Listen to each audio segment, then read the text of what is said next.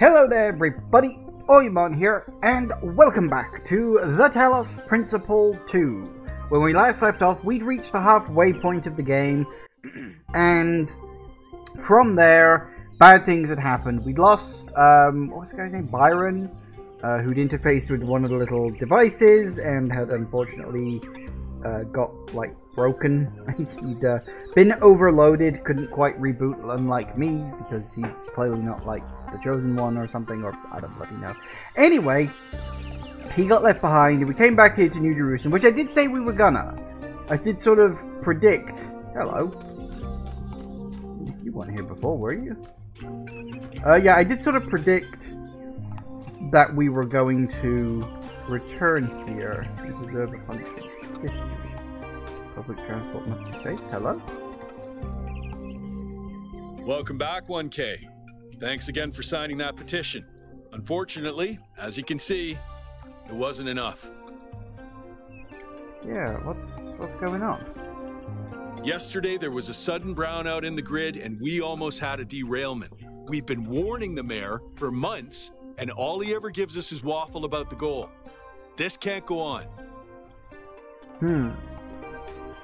Instability. I agree. Yeah, I support you. You're right. This can't go on. Like, yeah, we're a city of robots. Like, power and electricity is literally our life. We can't have that kind of infrastructure fall apart. Thank you. Your support means a lot to us. We need to get through to people. Yeah, did you hear what Talos was saying? I heard it 15 times when he was practicing it. I think Atal, like many of us, feels that the time for change is long overdue. The technology you uncovered on the island is the final catalyst for that change, or it should be. Well, good luck with that. Hey, Kane.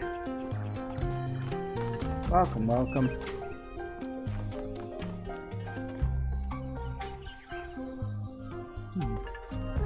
Well, fair enough then. I missed them before. Anyway, one thing I did sort of say I was gonna have a quick look at. I was gonna see if I could solve these little block puzzle things. I've only got 2 left because I sort of faffed about with them for the last 5 minutes before, and I don't know. They don't look that hard. I mean, I don't know. Maybe something like that.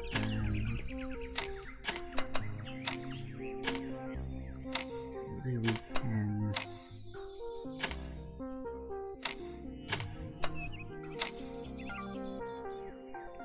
That's kind of close, but not quite.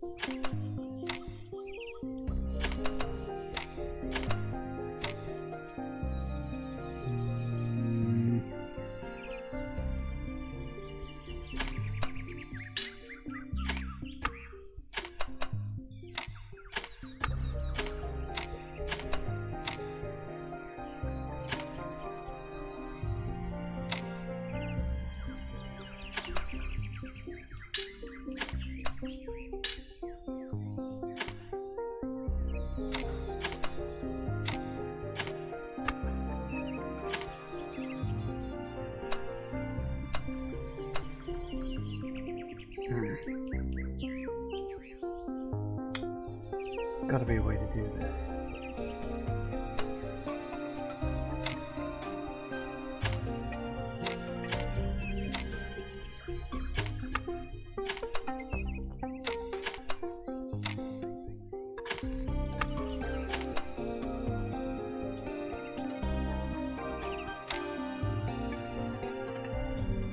Well, no, that's not gonna work because there's no space for another 4. If only you went the other way.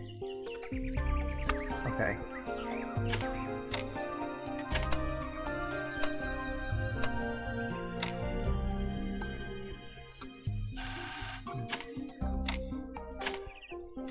This is going to be something like that.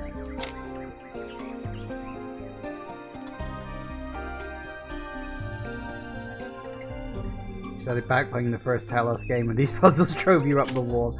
I can... Yeah, these puzzles were not the best bit of that game, I will freely admit. By quite a metric.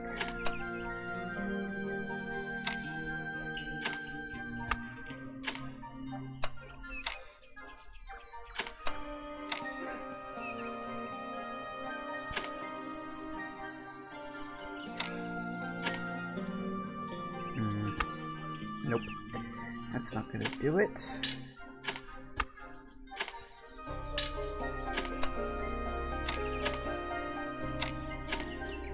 I'll pick up that one.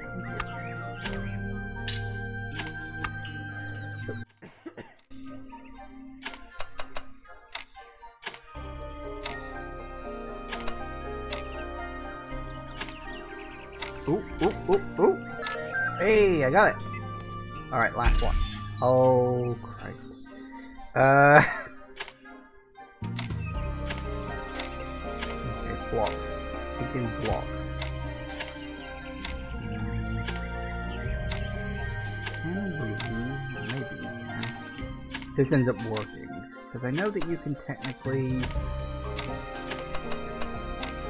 You know, I know a little bit. The question is, can we get a square out of this? Oh, actually, maybe we can. Ah, did I accidentally stumble across the right one right away? Hey, there it is. Hang on, I solved all of those. I didn't even get a fucking achievement for it. Jesus Christ. I did that because I honestly thought there'd be an achievement at the end of it.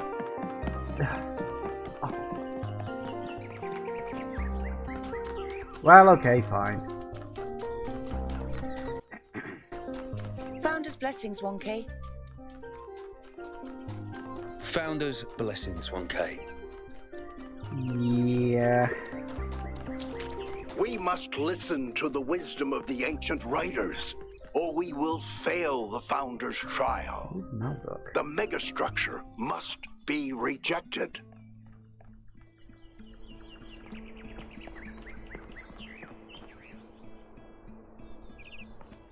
Oh, it's you. You are the Founder's chosen, but you are in grave danger of going astray. Heed my words, 1K. If you fail this trial, a year from now, New Jerusalem will lie in ruins. And you know this how? Anyone can see the truth if they are willing to open their eyes. Have you not read the books of our ancestors? In every one of them, the same story is told, again and again, that the pursuit of knowledge can only lead to death and grief. That is what all the great ancient visionaries foresaw. Listen to their warnings. Seek happiness in tranquility. And avoid ambition.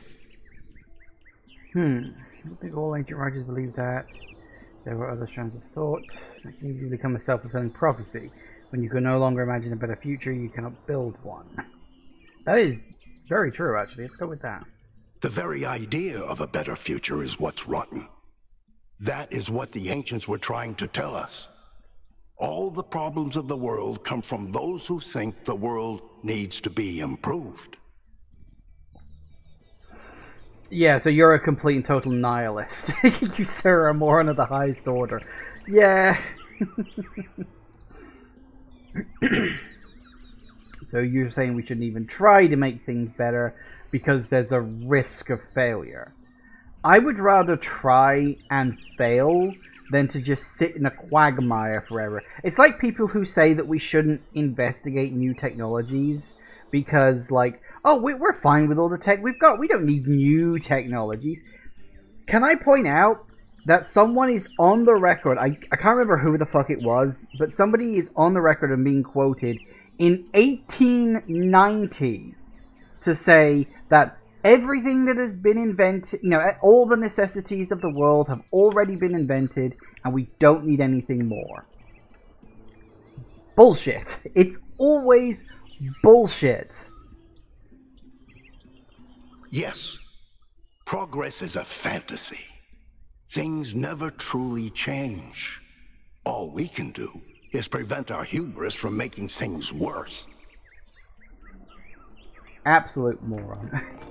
I should have gone for the moron line. Certainly closer to the bloody truth. Alright. Back to the four-sided triangle.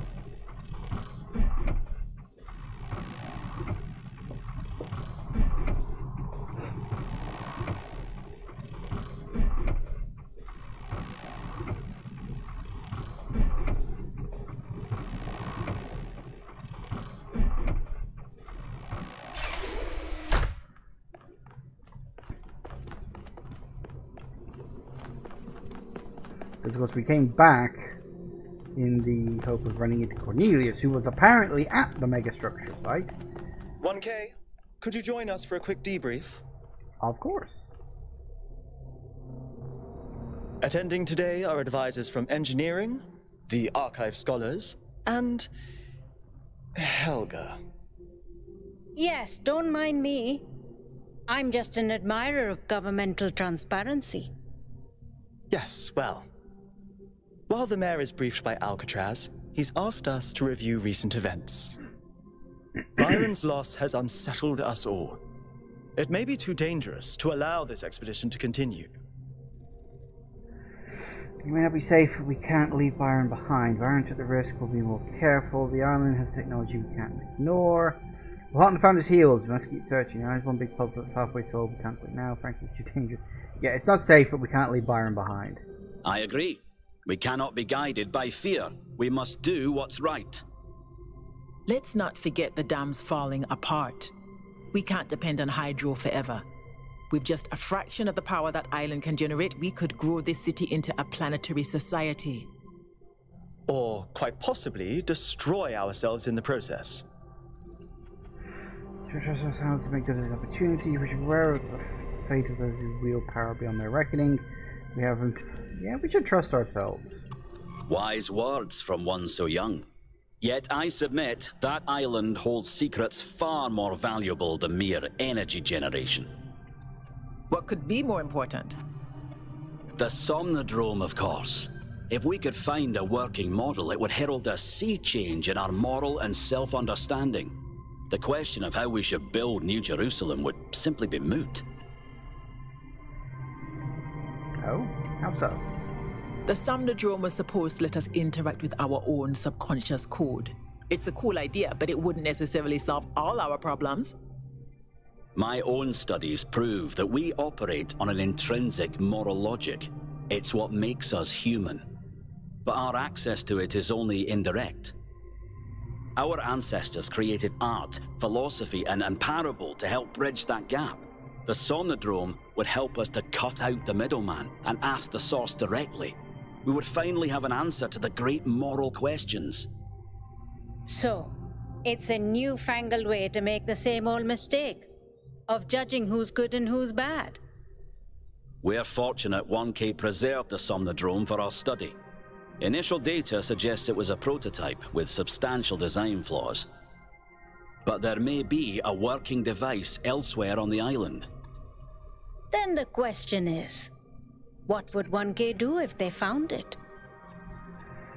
Destroy it, share it, let the government decide, let the scholars investigate, would keep an open mind, or use it for yourself, then see how I feel.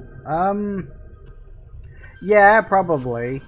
Let's say I keep an open mind. I mean, personally, I'd like to use it just to see what the fuck it does, because the idea that the Somnodrome can let these people, like, tap into what is essentially their subconscious. I think that's what they're saying. It's kind of like the voice in the back of your head that tells you whether an idea is good or bad and all that sort of stuff. It's your moral compass, it's your subconscious, it's all this sort of stuff that goes on in the back of your head that you don't think about, but it's still there. It's like your operating system, whereas you're running on your, you know...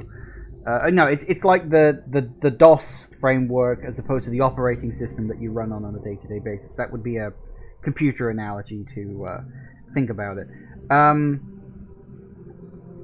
It would be interesting, but I don't necessarily know if it would make anything better.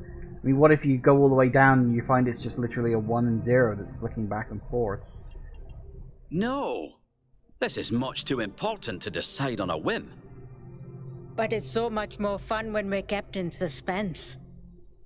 You all sound so sure of what's best for this city. Do you ever think you might be so busy changing the world for the better, you'll forget how to see that it's perfect already? So clearly there are different perspectives in the room. The only way we are going to move forward is if the team gets back out there. 1K, I believe Alcatraz is waiting for you at the VTOL. We'll be keeping an eye on your stream from here. Well, okay then.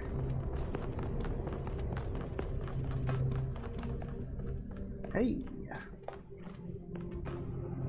What can I do for you, 1K? Yeah, what do you think about all this tech we've discovered? They all sound very promising, of course. Apparently, it's possible to just magic things into existence now. But what is the cost, 1K? There's always a cost. Yes, we have to rescue Byron. I agree. We can't just leave one of our most important citizens in that death trap. Well, okay, I guess that's it. Bye. It's always a pleasure to speak to a citizen. I don't like you. Let's go. I convinced him that we need to keep going until we found Byron. Did he want us to leave him behind? No, he's just concerned for our safety. And he's right to be. But we're going back anyway.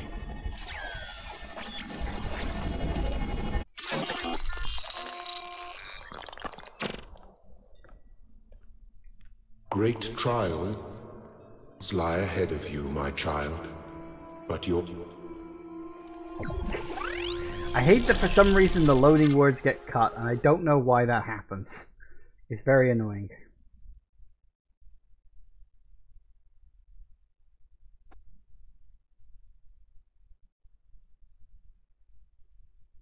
There we go. Melville, are you receiving? Yep. Welcome back to the mysterious island, everyone. How's the situation? Whatever Byron did seems to have sent the whole system into some kind of lockdown. I can't access any of the terminals, although I suspect 1K still could. Why would that be the case? When 1K connected to the data stream, the system assigned him a user profile. The rest of us are locked out, which means I'll need your help, 1K, because a lot of stuff doesn't seem to be working. Okay. Check it out and see what you can fix. But please remember, what matters most is finding Byron. You know, I had a feeling that was the case. That's why Byron got zapped, and I didn't. I'm basically allowed into the system, he's not.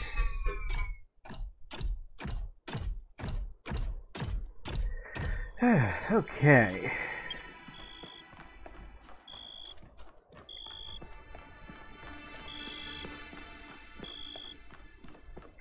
Looks like I've got some... oh, they're all open. Cool. Well, that makes a nice change. Looks like we've got some social media stuff. Expedition to the Founders Island has suffered a serious setback as all contact with Byron was lost during a foray into the interior of the megastructure. Byron is assumed to be alive, but trapped within the data stream overload and unable to disconnect. Several sources in the government expressed a lack of surprise at this turn of events, citing the first companion's history of rash behavior. Hopefully this gets people thinking about the dangers of populism. One source told me it's always been alarming to see people suddenly falling for this utopian foolishness. Very happy to announce the Gehenna Memorial Interactive Fiction Exhibit is now open. Yeah, well, we went there before, didn't we? The pessimist is commonly spoken of as a man of revolt. He is not. Firstly, because it requires some cheerfulness to continue in revolt, and secondly, because pessimism appeals to the weaker side of everybody, and the pessimist therefore drives as roaring a trade as the publican. What?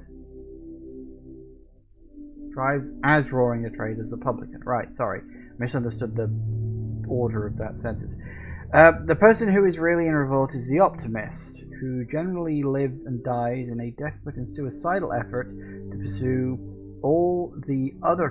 persuade all the other people how good they are. It has been proved 100 times over that if you really wish to enrage people and make them very, very angry, even unto death, the right way to do it is to tell them that they are all sons of God. Jesus Christ was crucified. It may be remembered not because of anything he said about God, but on a charge that saying that man could in 3 days pull down and rebuild the temple. Okay. Every one of the greatest revolutionists, from Isaiah to Shelley, have been optimists. They have been indignant, not about the badness of existence, but about the slowness of men in realizing its goodness. The prophet who is stoned is not a brawler or a marplot? Don't know what that word is. I've never heard that one before. He is simply a rejected lover. He suffers from an unrequited attachment to things in general. Rip Byron. Too long, didn't read. Rip Byron. We don't know that he's dead. He may just be lost. He can still be saved. I was going to say something sarcastic, but you know what? In spirit of optimism, I really hope so. Yeah, it's very social media. Right.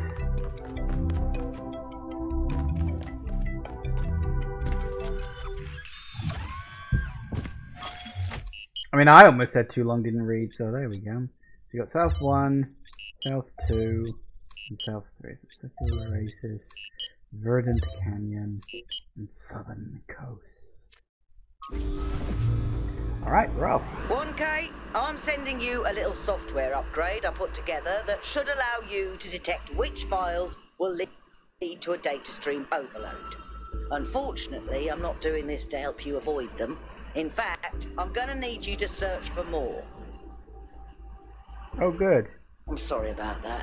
But if we're going to unlock all the systems that aren't responding, you'll have to connect to the data stream. Possibly more than once. It's the only... Yep, okay.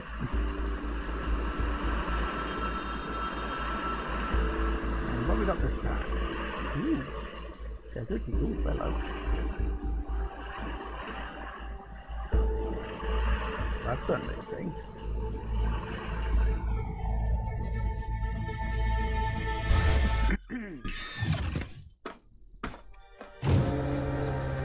Alright, 1K. In this area, there seems to be a problem with the machine that makes the Tetromino bridges. That means you can solve the puzzles, but you can't activate the tower. Look for a lab that lets you connect to the data stream. I already found it. I'll send you the coordinates. Oh. Okay, how do we get down from here without breaking our legs? Here we go.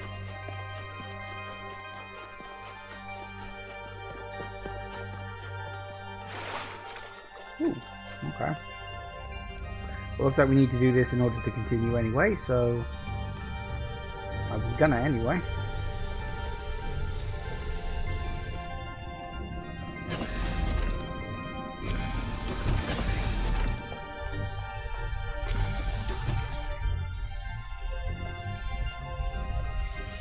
Looks like they were here too.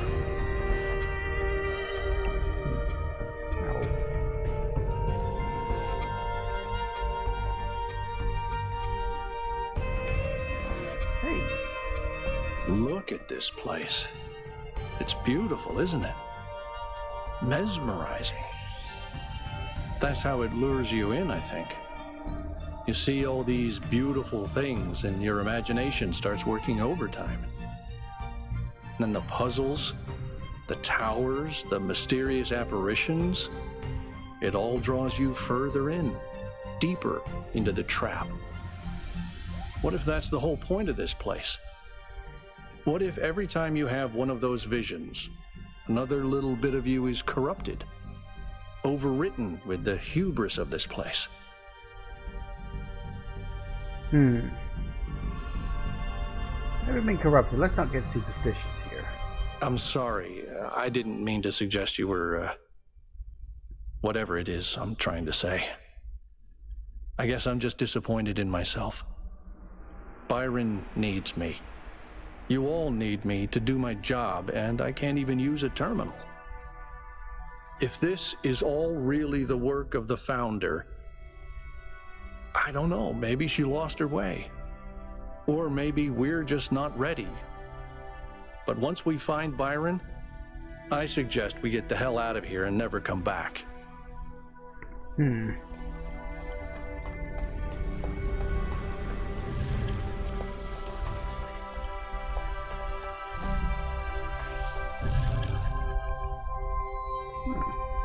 Well, what we got? Yep, I had a feeling that would be the case. It's usually the last one. Dear Founder, everything has gotten so much worse since you left. We keep pursuing the goal, but our lives are getting less happy. When the weather is dry and the dam runs low, there is nothing to do in the whole city. Things don't get fixed anymore. We even had to dismantle the cinema. I know it was frivolous and pointless when we could just watch video files, but it was fun to watch movies together like people used to do. I believe in your wisdom, Founder. I believe we have to avoid hurting the planet like our ancestors did, but I don't know if the mayor is doing what you would have wanted. Is there another way of reaching the goal?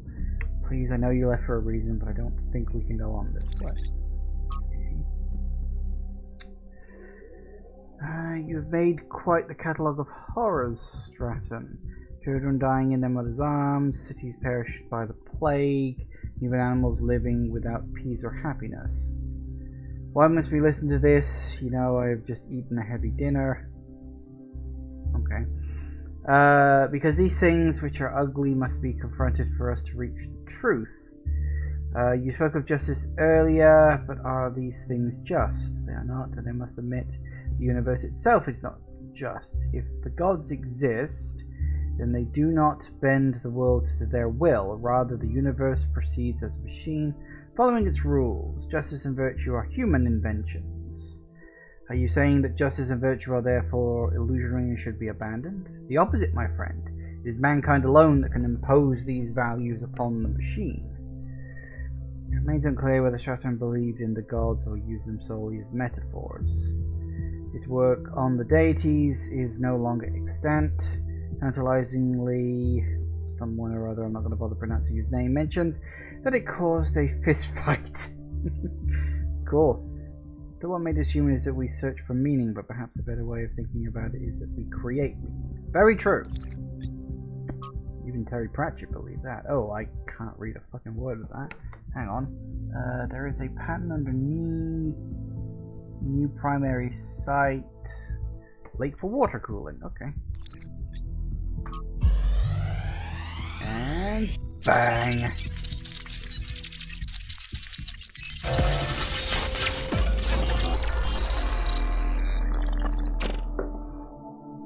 Our ancestors kept telling themselves that the brevity of their lives didn't matter.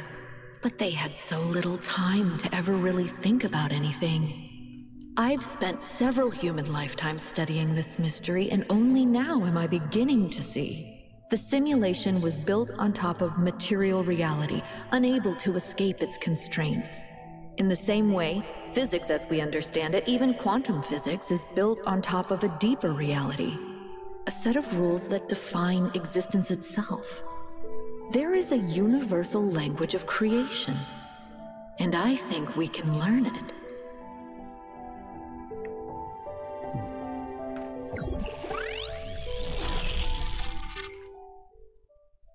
The language of creation. What were they doing here? And how far did they get?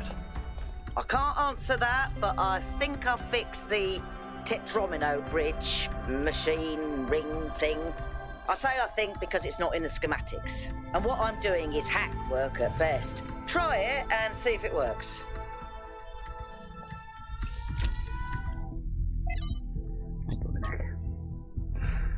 Years have passed, and so there is nothing but silence. Have we sinned? Have you abandoned us for our arrogance, our greed? Some of the others continue to build. I told them not to, but they don't listen to me. Byron is the worst of them. He disrespects you constantly, spreading lies and something. Please know that there are those who remain faithful, who respect the limits you set and seek wisdom and humility as you taught.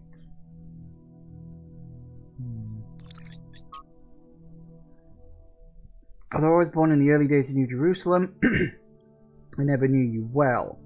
It is not your fault. I became so focused on improving the dam, I didn't develop much in the way of social relationships, except perhaps with Melville. That doesn't mean I was unhappy. I was in fact quite content. I like to solve complex problems in peace and quiet. That's who I am. But now the pleasure I used to get out of my work has faded. I may not need a lot of company, but I want my work to be meaningful, to contribute. It does not feel like that anymore. When I suggest new projects, the mayor acts like I've committed a crime, like I should be ashamed. I do not like this. I do not care about social issues or debates. I do not want to get involved. I just want to be able to keep working on making things better. The list of people condemned for advocating new ideas is long and depressing. Ignaz, utterly destroyed for suggesting doctors wash their hands. Another one ridiculed for suggesting the existence of atoms. Mocked for arguing that a rocket could reach the moon. Attacked for questioning the existence of humors. Discovery of transportation ignored for years. The list goes on. And we haven't even touched on what happened to those who suggest political rather than scientific improvements. Even when they suggested, they often still pay with their lives. These days, the idea of progress is frequently derided as yet another narrative, identified with the establishment by critics who curiously portray themselves as rebels. The truth is that every step forward that humanity has ever taken has cost enormous personal, has, I don't know, what is it, has taken has blank enormous personal cost. That means it's even more important to stand up for the truth because so many others have already sacrificed themselves for it.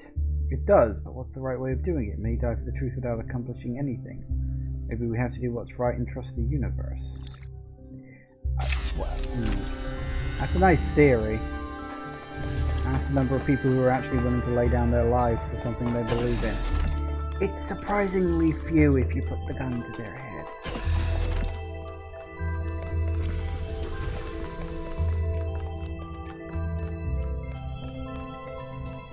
Okay, excellent. Well, good. The thing is now working. That's fine. So we got number 8 over there. A couple of question marks. Oh, no, that's a little too far under the water.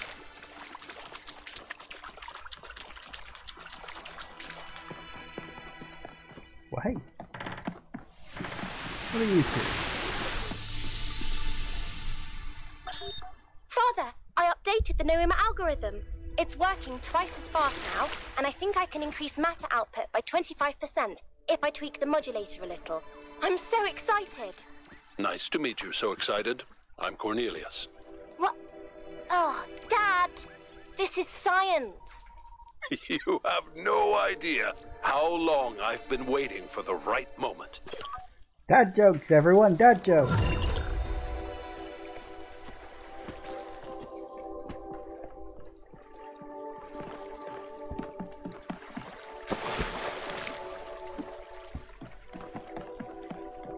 Well, look, we got the full ring, the first half, and 2 of the triangles. We are quite literally halfway there. And that's actually quite true. We are literally 50% of the way through everything in this game.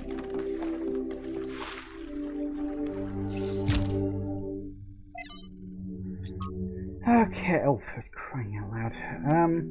The question of our relationship with nature has bedeviled us since the earliest days of our species.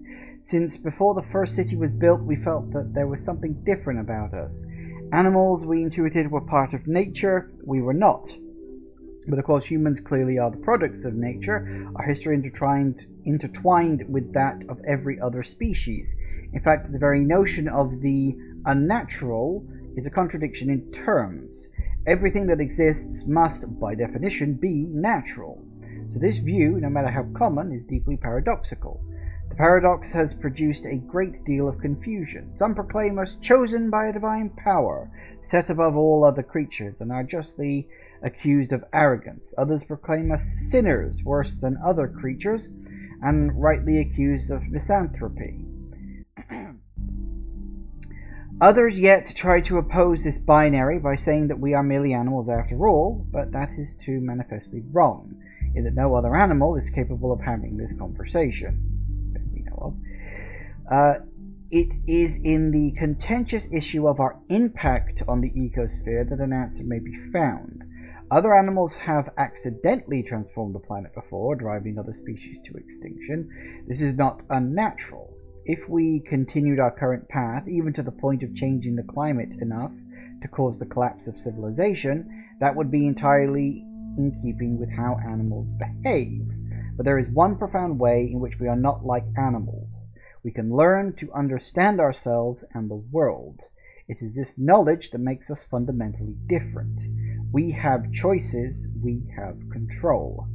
There are many today who are afraid of the consequences of control and would prefer a return to a state of animal ignorance, whether by blinding ourselves to the impact of our actions or by demanding we humble ourselves before nature. This is the response of an adult in crisis who wishes for a return to childhood, but this can only ever be regressive in every sense of the word. To resolve the paradox of nature, we must act as adults, accept our power, and act consciously and deliberately in shaping the world. We must become nature, and nature must become human. This is the heart of the matter, lifting up the world rather than lowering ourselves. But why do so many people so badly want to lower themselves? Do they want to? Is it simply a convenient pose to strike? I think it's easier. I think it's definitely much easier to lower yourself than to lift everyone else up. We upgraded the ladder with new designs. Synthesizing some of the pieces took longer than expected. We still have some bugs to iron out when it comes to the complex structures, but it worked. Now the labs are safer and prettier. Well, the father says they look too much like spaceships. I don't see it, do you? Okay.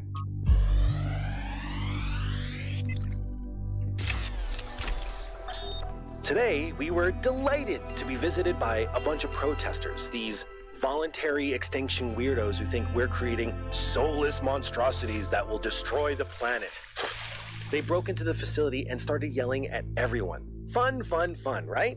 Then one of them lunged at Alex. Big mistake. Chernyshevsky grabbed the guy and literally threw him across the room. I mean, almost threw him all the way off the dam. After that, the rest of them had a change of heart. Now, I'm telling you this because mostly it is not like that. But these people do exist. And somewhere in their shriveled little souls, they think that they're doing the right thing. They think they're being righteous. Now, to me, what Alex is trying to do is an obvious good. But that's not the same for everyone. Well, no. Obviously.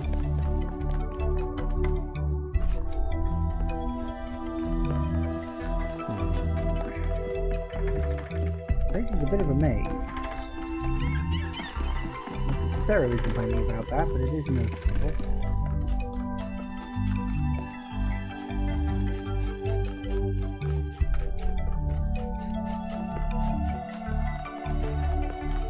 Hey!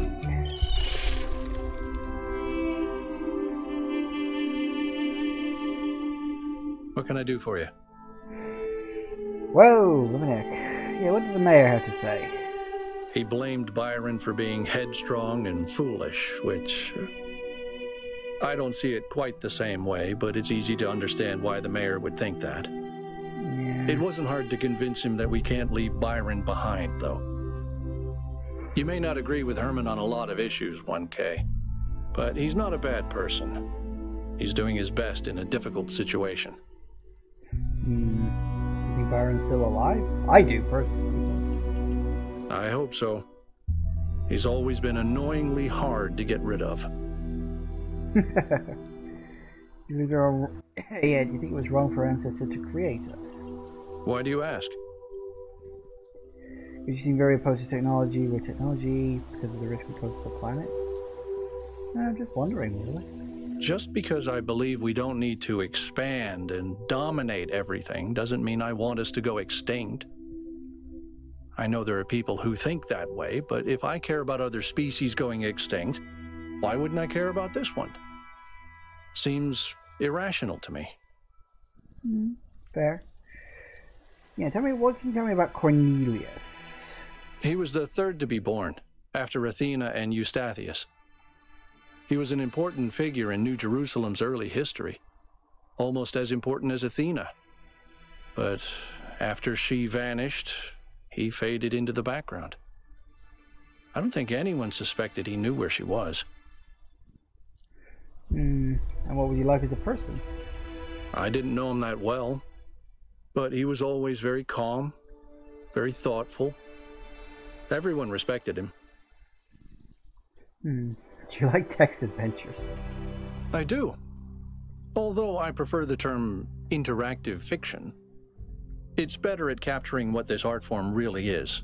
Storytelling, but with a completely different underlying structure. As a category, it's more equivalent to poetry or the novel, rather than, say, film.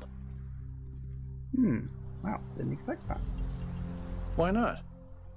Because I'm a joyless, by-the-book pencil pusher? I'm focused on the mission, 1K, because what we're doing here matters. That doesn't mean I don't have my own interests or don't appreciate art. Thoughtful, but yeah, I was thinking that too. Hey, don't you worry that art might stagnate? That's something Byron and I never agreed about. I think we have an infinite capacity to come up with new ideas. There's as much to discover inside ourselves as there is out here.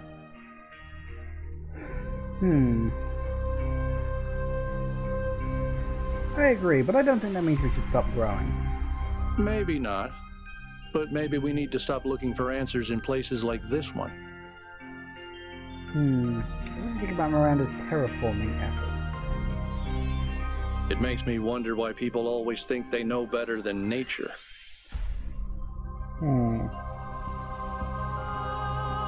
He was in charge of planning New Alexandria. It was his mistake that led to the disaster.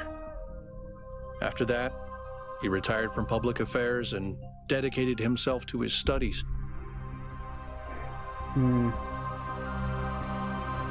you blame him? Yes. Oh, that was blunt. You think your beliefs are responsible for what happens with you, Alexandra?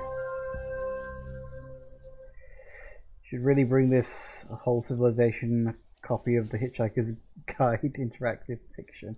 Yeah, fair enough. You mean, am I unduly influenced by my experiences? Unable to imagine the better future Byron wanted because I'm too traumatized? Could be. But I'd like to think I'm a little more self-aware than that. Oh, back to the puzzles. Okay, so... Ooh. What there?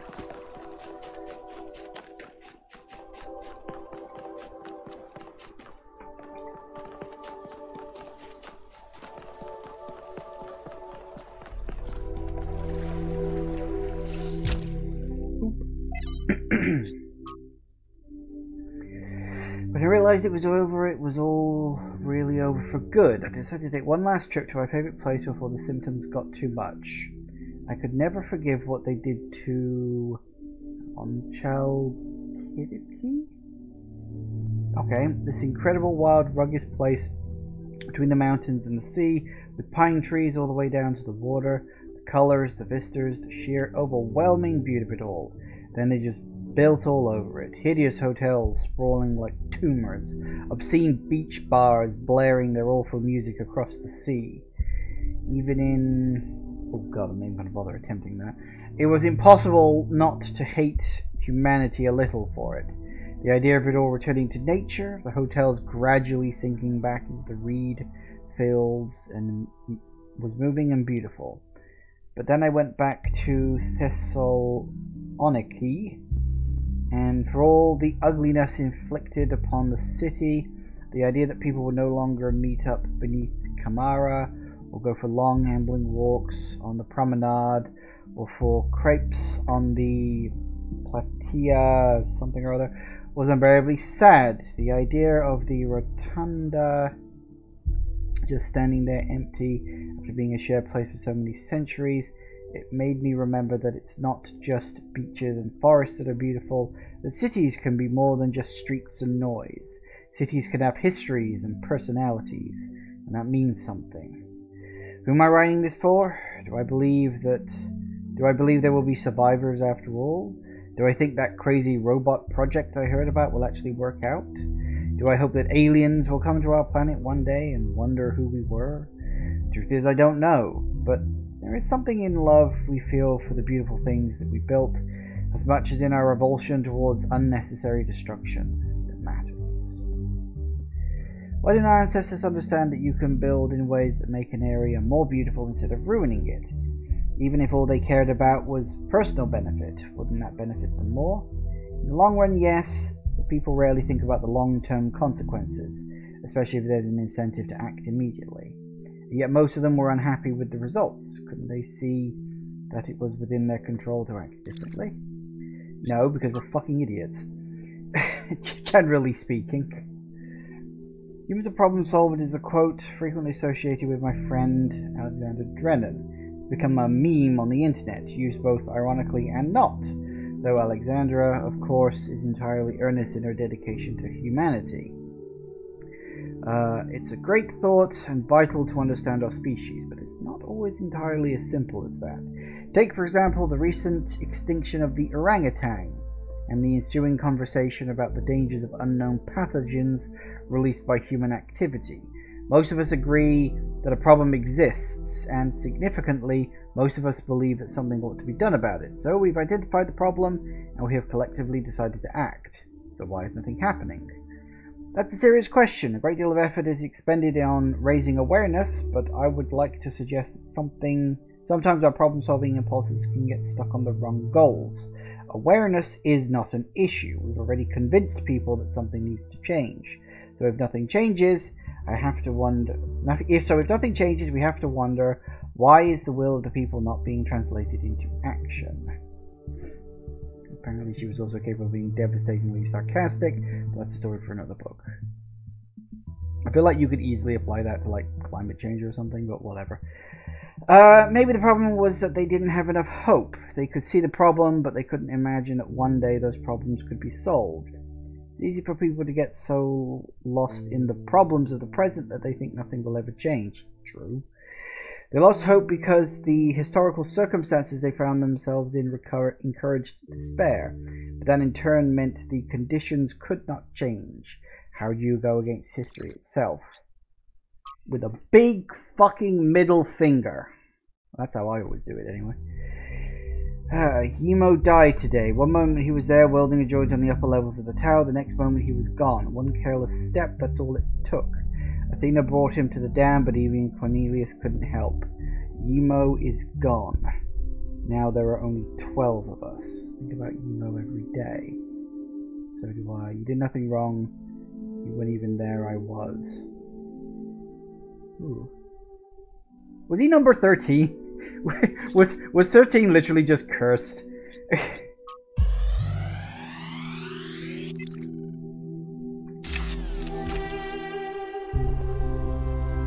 This is a design for an improved charging station. Fascinating, but not relevant. Well, it might be handy in the future, you never know.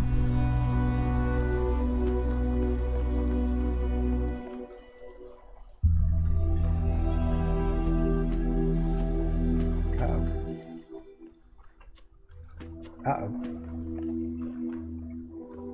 May have dropped down somewhere I'm not supposed to. Can I get back without killing myself?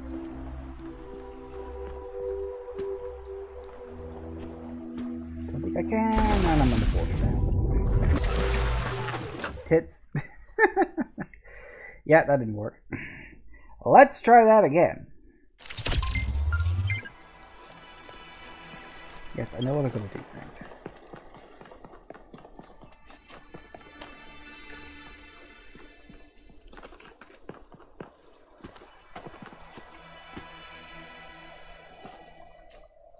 Nope, nothing new from you.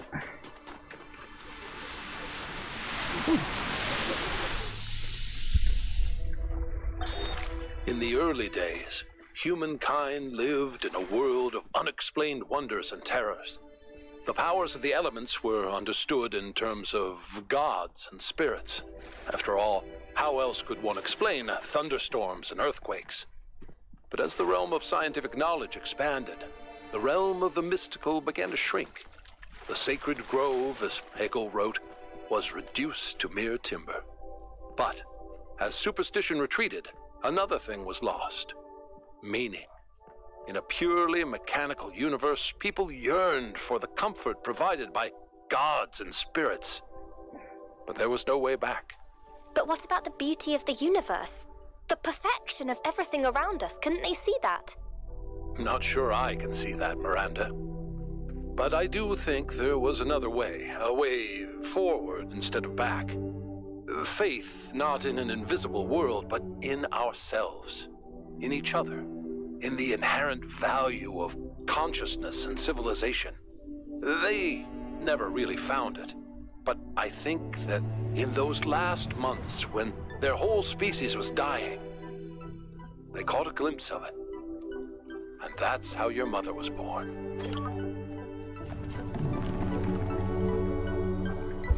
Hey 1K, what's up? Let's talk. The southern part of the island is a natural desert, basically just due to the chemical composition of the soil. I haven't been able to work out why it's so warm, though. It could be a warm ocean current or something to do with the megastructure's thermal output. New Jerusalem doesn't have the kind of equipment I'd need to figure that out. Yeah, what's your opinion on Byron right now? I hope so. I understand why he was impatient, but he should have been more careful. Cornelius? Yeah, everyone knew Cornelius. After Eustathius retired, he was the only one left who was there since the beginning. Except I guess none of us really knew him after all. We all thought he was lost in the past, always studying the archive and the simulation. But he actually had all these secrets. And a daughter. You disappointed? No, just surprised. Maybe a little sad that he felt he couldn't trust anyone with the truth. Yeah, what were you up to in New Jerusalem? Mostly just made sure Pellegrino didn't mess up the VTOL. We only have a handful of them, and while they look cool on the outside, the truth is they're held together by gaffer tape and good intentions. There's a reason Melville's always complaining. He said if affairs could cost lives, in the future we won't need them anymore. Societies unwilling to invest effort and resources in their infrastructure cannot remain functional. You have to learn to live with less, to be creative. You're doing that. Yeah, societies need to invest resources. When you put it like that, it seems hard to argue. More and more stuff isn't working anymore, and eventually there will be consequences. Well, okay then. Right.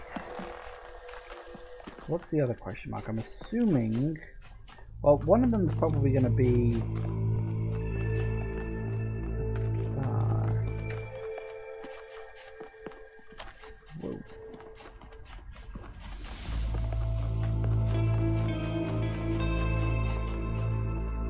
Whoa, that's... Yep.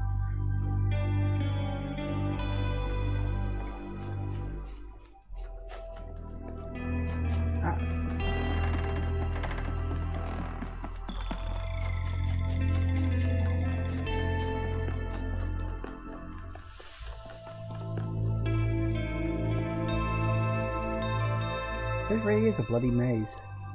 Alright, so we got that.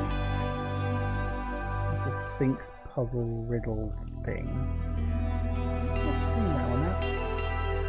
That seems to be...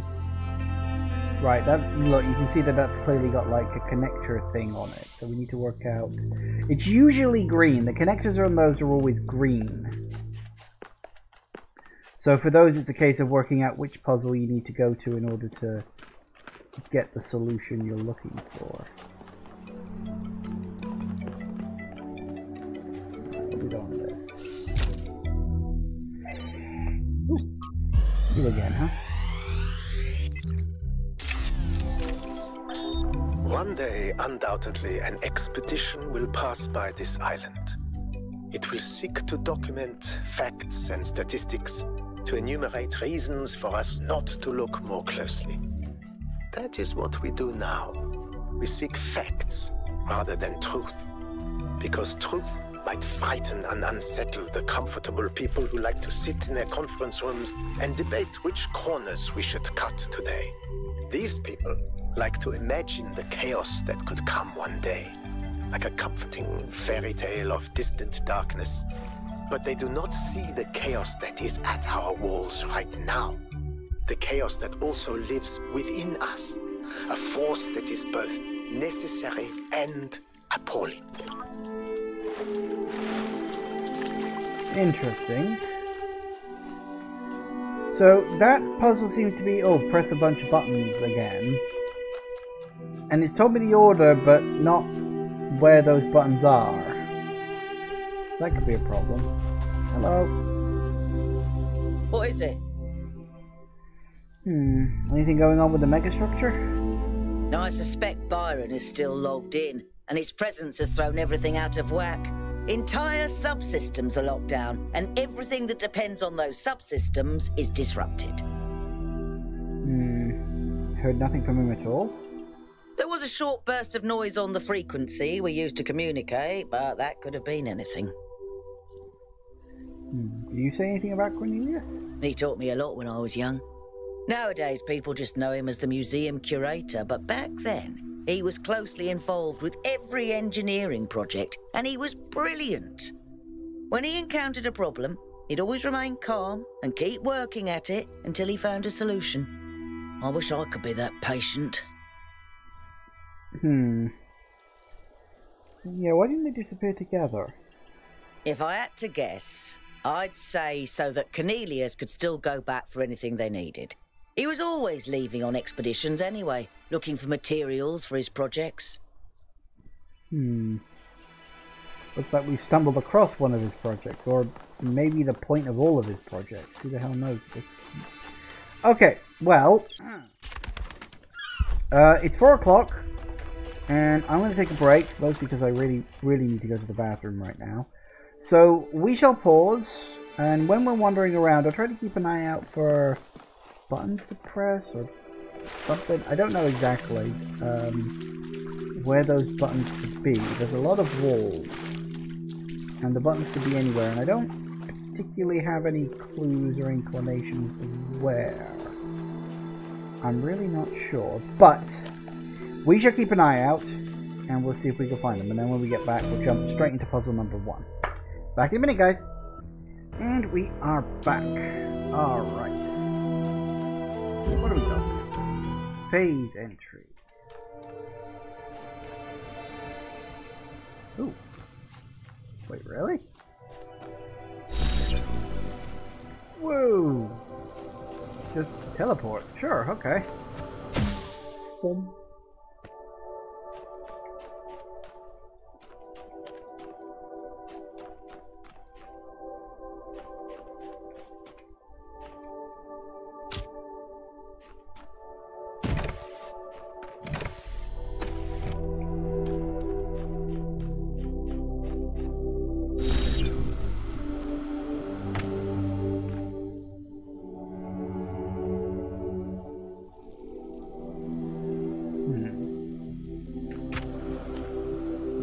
Fan. I think there's something else as well.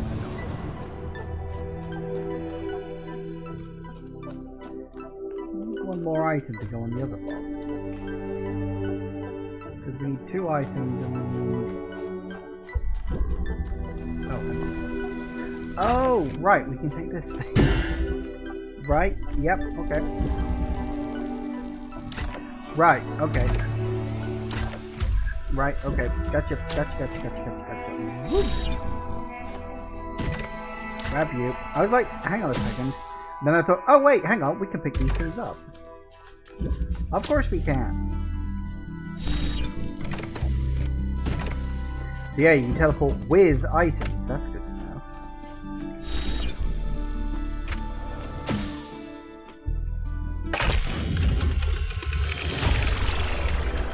Number 1. I've decoded another file from the data stream. Listen to this. Mother and Father think of our discoveries as a language, a code. But I think they're wrong. They're so caught up in the technical details of running the experiments and upgrading the machine that they're not paying attention to the patterns we're finding, to the symmetries, the harmonies, the melodies. The fundamental language of reality is a kind of music, and it's beautiful. Beauty is an inherent property of the cosmos. I love the way she looks at things. Alright, red, blue, that's a driller.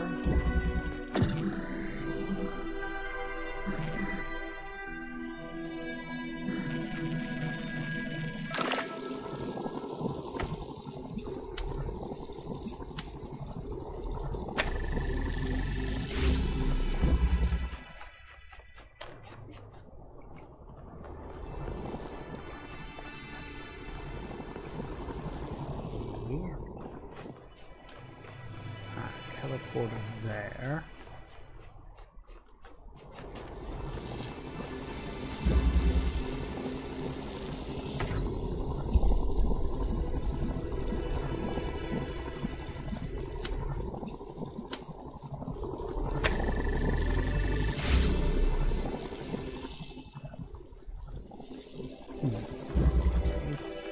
And that does work technically.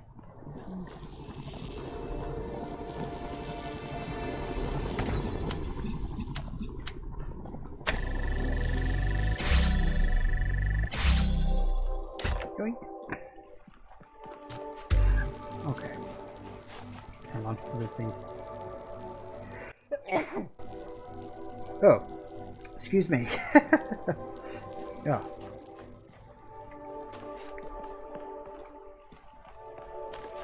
Okay, I think I know what I need to do.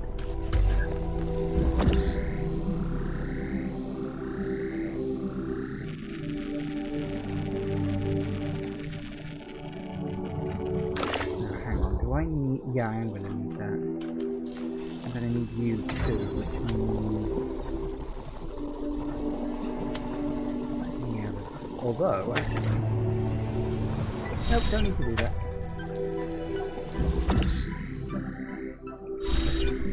Alright, excellent.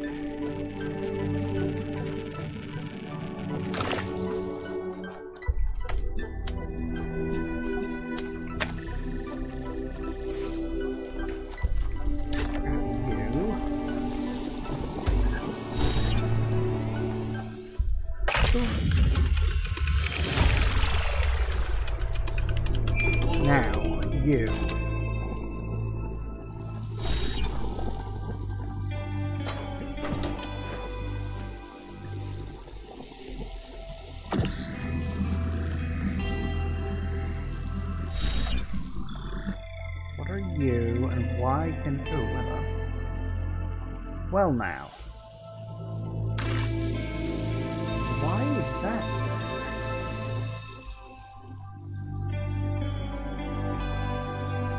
Because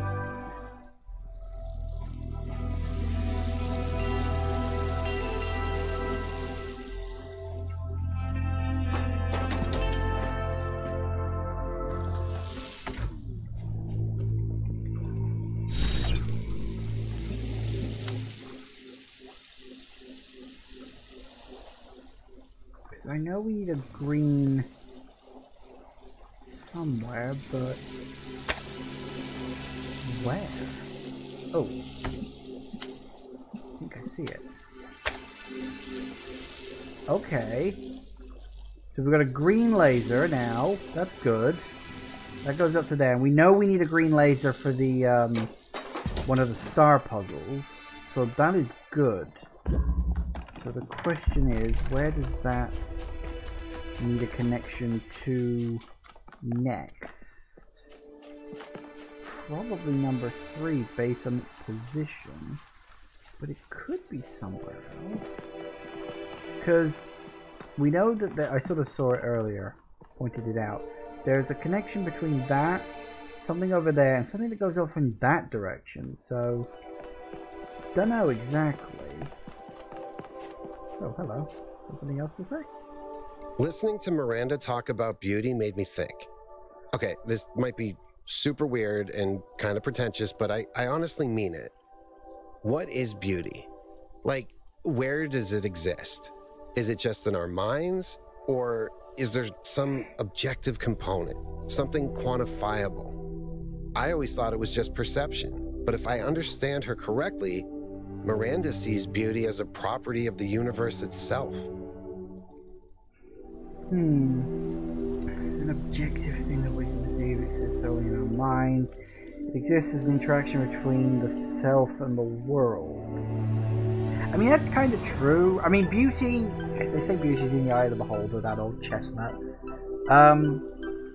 Beauty is down to an objective person, something that one person finds beautiful, another person might not find beautiful, or even outright unattractive, or ugly, or blah blah blah blah blah. Beauty is... But, that being said, it's a question of, does our mind create beauty? Or is the idea of beauty simply colored by individual perception? Like, is there an intrinsic value to beauty that we then give a value to within our own minds? Yeah, I think it's an interaction between ourselves and the world. Interesting. So, the more humans there are, the more we spread across the world, the more beauty there is.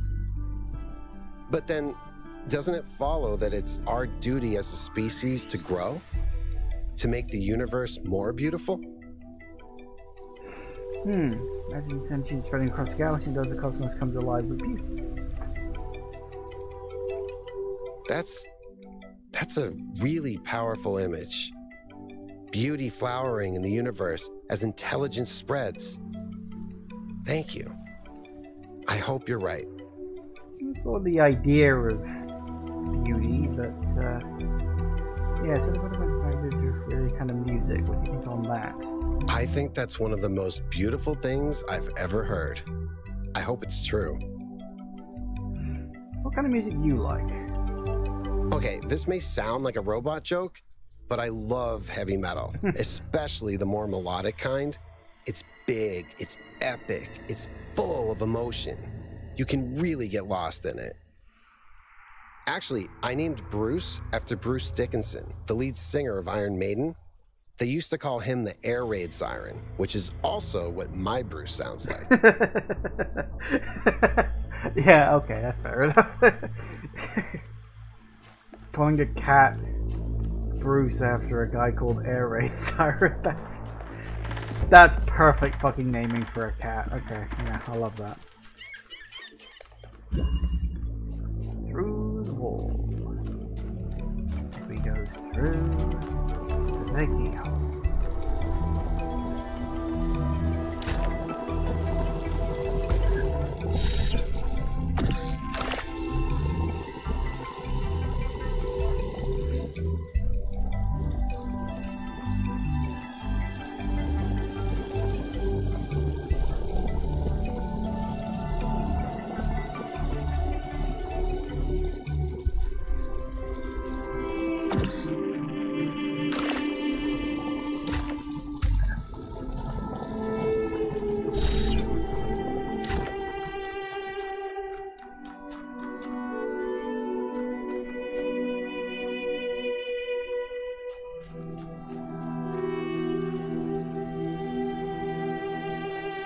No, wait, hang on, because I can't get in there to move that.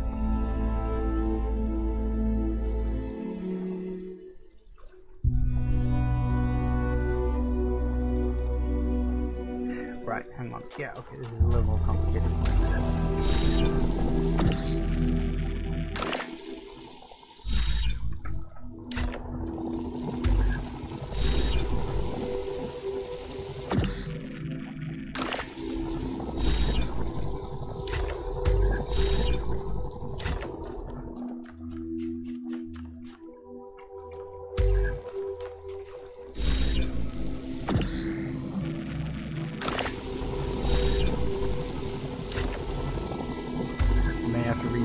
that.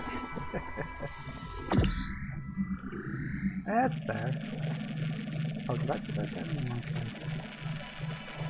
Hey, I put that down in the wrong place.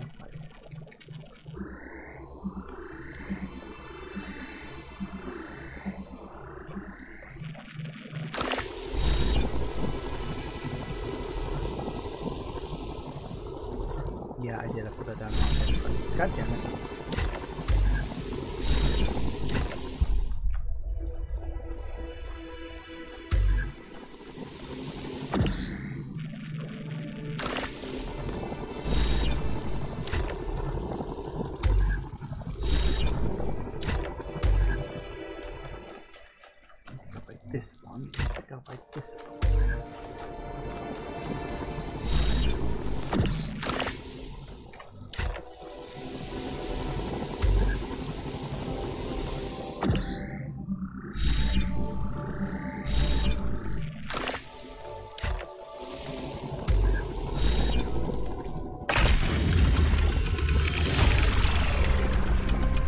Not bad, 1K.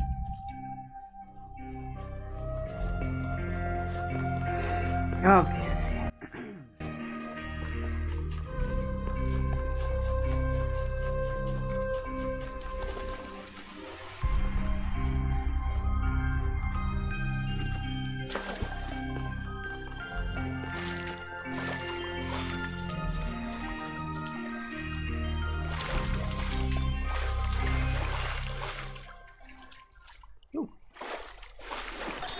To us who have only just begun this journey of philosophy, the world may seem like a mystery that can never be solved.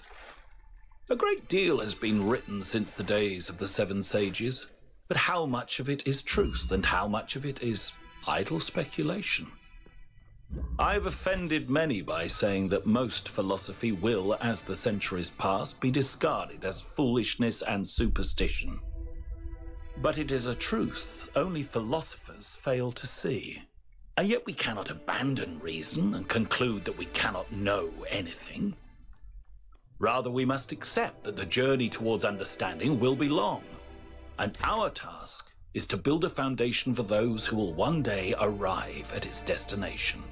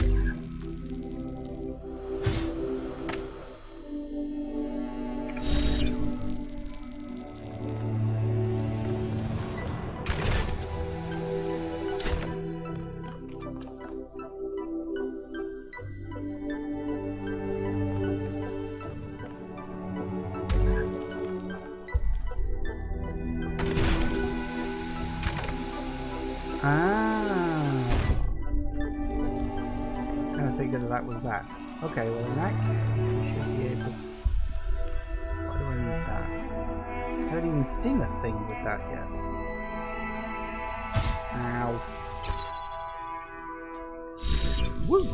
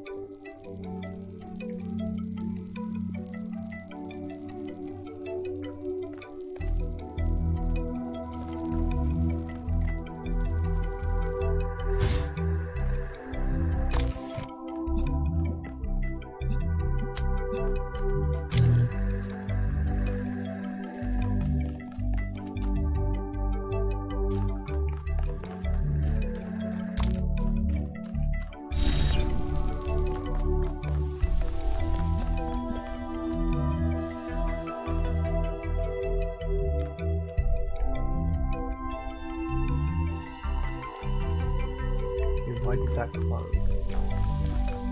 What's caused that? Oh, that's because of that.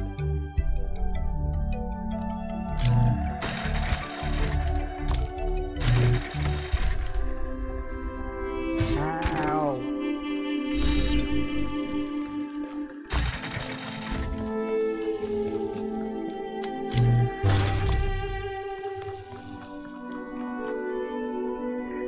Shit. No, wait, hang on. Nope, I can do another swap.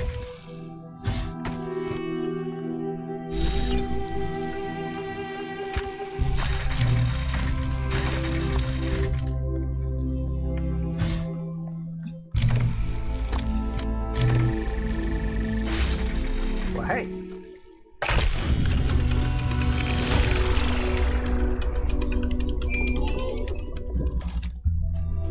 You know, a couple of years back, we went on a scavenging expedition to an ancient industrial complex south of New Jerusalem.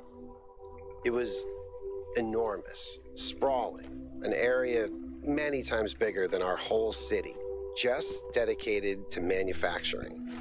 It was incredible to think about the sheer variety of things they produced. And it made me realize how austere, how restricted our lives are. You know how most ancient structures are overgrown? It's kind of pretty, but in a sad way. Well, this one wasn't. There had been some kind of chemical spill. I don't know if it happened while the structure was still operational or if something had just rotted through, but it killed everything. Even centuries later, nothing could grow. It didn't have to happen that way. And history doesn't have to repeat itself. But we do have to remember that it did happen once.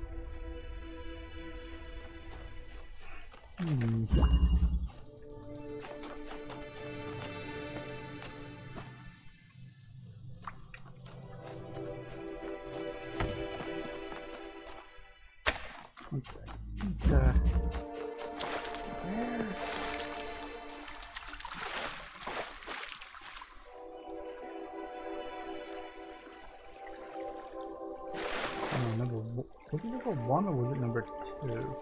Oh yeah, it's up there. Okay. In the wrong direction.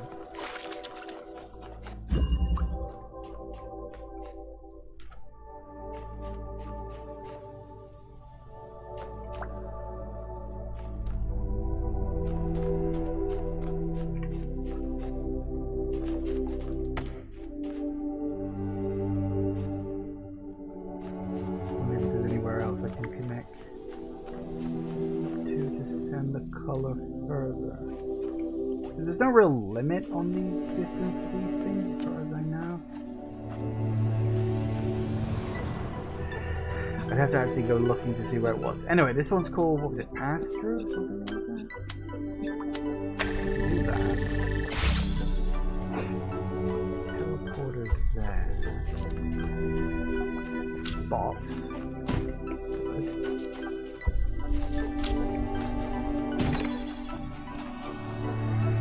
Couple more items.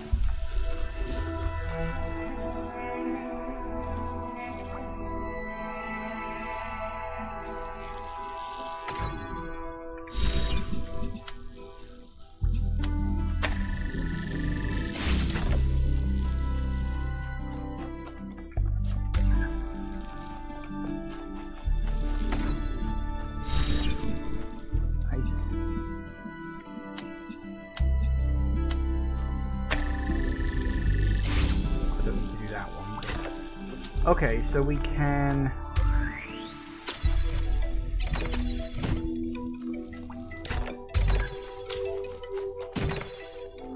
Now we need to get you there, but how do we get... Because if I deactivate this, I don't think...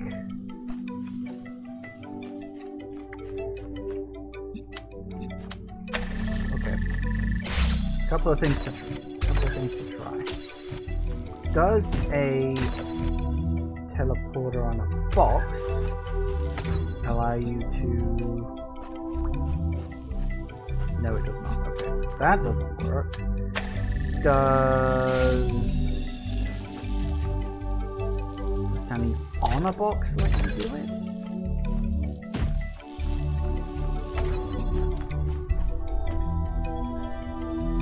No, because the box definitely needs to be on that side of things.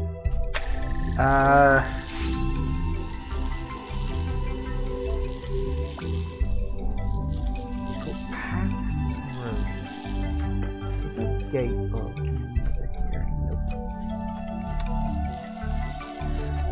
What are we passing it through and why?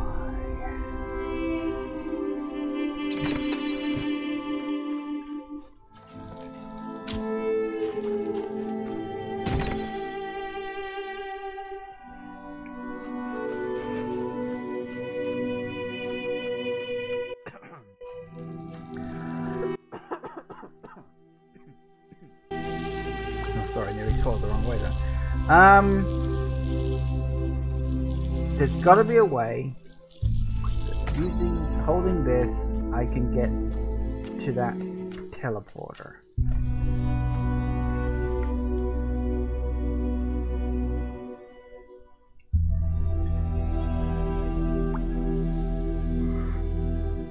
The question is,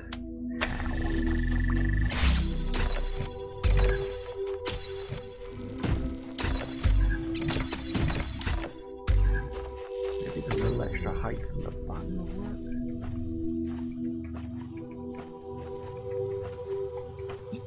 No.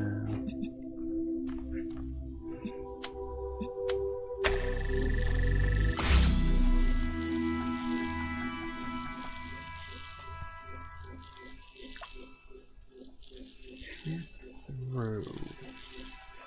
Why is it called push? It was called pass through, wasn't it? Push. Oh, pushing through. Pushing through.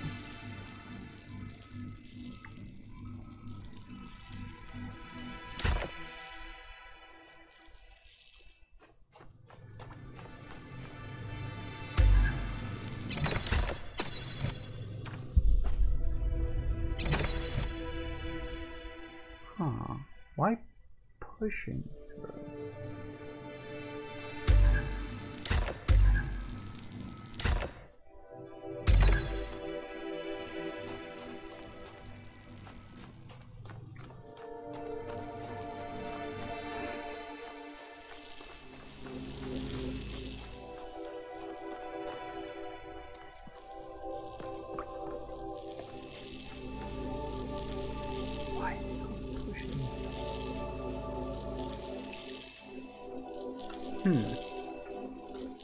How odd.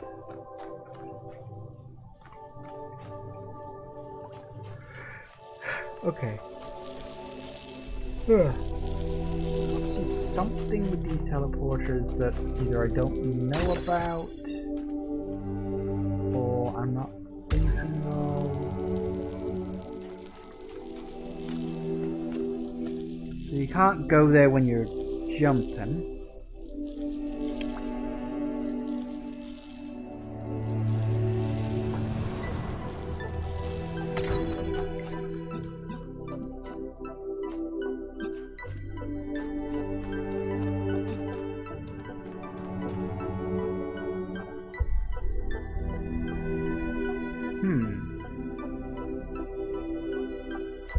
What am I missing?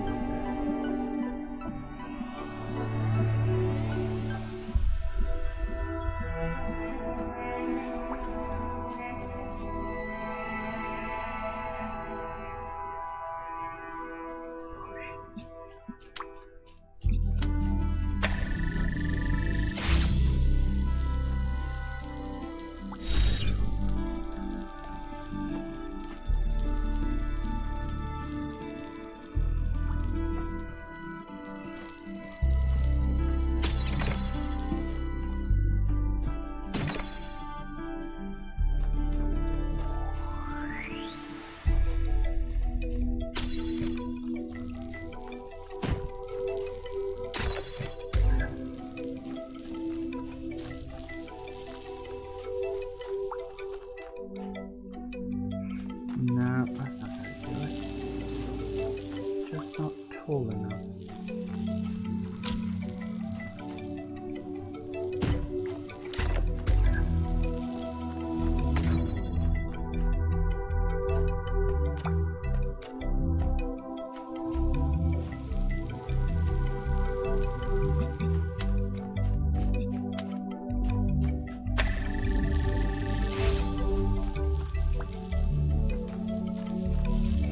Okay.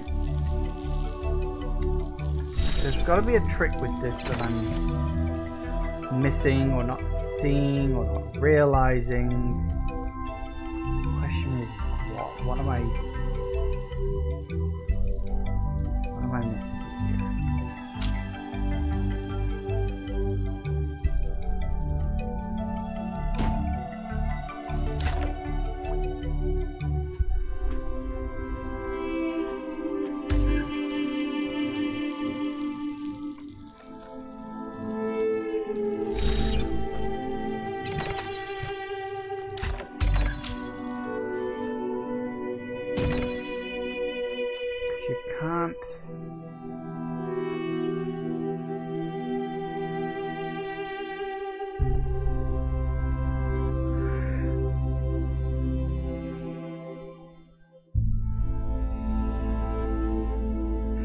The fact you can't teleport past the blue barriers, that's what's...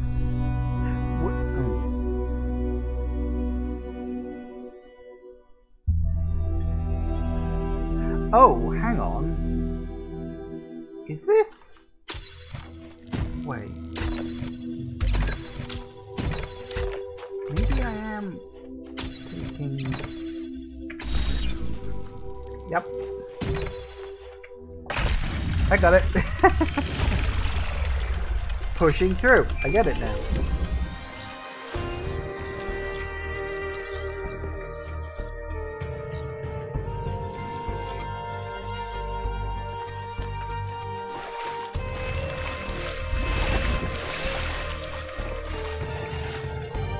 I'm a little curious. Where does...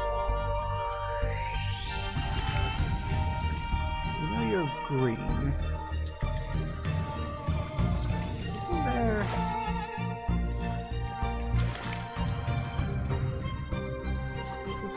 Another line to go. The monorail is looking at me.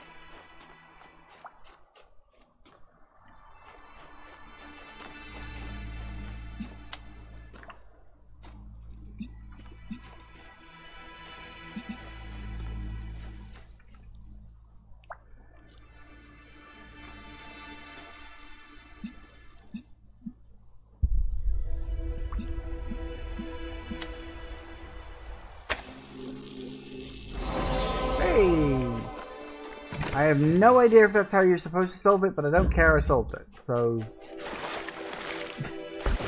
I win.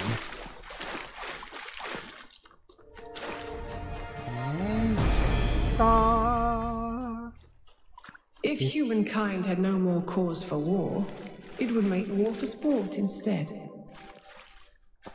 Some people would. Some people wouldn't. Don't tire everybody with the same brush, woman. Right. Also, I noticed there's some social media stuff going on. Oh god. This is a mega threat? That is not a mega threat. What's your thoughts on the expedition and the thread? Please keep it civil. I think the power that Athena has unlocked are world-changing, and our responsibility to use them to lessen the suffering for all living things. We know. We heard your broadcast. I think we're being tested and Byron failed the test. What happened to Byron was an accident? Is there a difference? Yes, there is. No one's actually seen Athena, Cornelius, or Miranda at the megastructures. There could still be aliens. I feel like we need to at least think the potential of these new technologies. Maybe the founder is trying to teach us how to use them. Why is everyone functioning on the island now? Is it because of Byron? Or malfunctioning, I should say. He was still logged into the system. His presence may be destabilizing it, or it's Pandora. She seems to want to stop the team. Honestly, I wonder if Pandora is somehow malfunctioning. Like she's supposed to protect the megastructure, but she can't tell friend from foe. The choice of Pandora's symbol cannot be accidental, and the message is obvious. The megastructure is Pandora's box. We should not open it. Ah, linkers. 1K, we need a quick chat. I was troubled by your stated intentions for the Somnodrone. I thought we both viewed knowledge as a public good, not a dirty secret to be concealed. I'm still deciding where I stand. I must urge you to think carefully. I'm sure you can believe in the value of truth and scientific progress. If you do find a working device, you must not let it fall into a single set of hands. If I can't be there to help you, you must share it with the world. Okay. In way, teleportation is one of the less surprising things we found here, in that at least particle teleportation was known to be theoretically possible. Of course, still miles away from these teleporters, which operate on principles simply contradict what we know of physics. The transfer of matter from one location to another is instantaneous without an observable wormhole or similar effect. There is, however, a release of exotic particles in the instant of teleportation, which delay within a fraction of a second. Correct. All of the tech on this island, from puzzles to the megastructure, is run by a system called NOMA. I think that's how it's pronounced. I've identified a number of obvious commonalities with the software we use at New Jerusalem, enough to be certain that NOMA is descended from our own software, although Athena and Cornelius appear to have upgraded it quite extensively. NOMA seems capable of interfacing directly with the user's mind at a deeper level than our own technology, although this functionality is not used consistently. Currently, guest users are locked out of all functions, so only 1K can access the system, although he's locked out of any admin functionality. Well, yes, I'm not that special. Yeah, we've got to work out where to use that.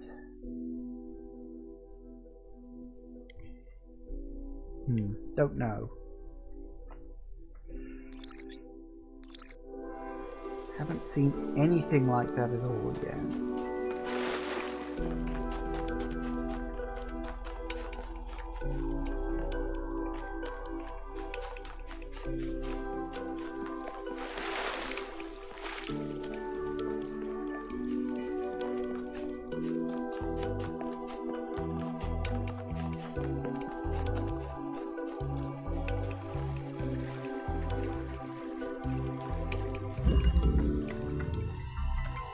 Dyad.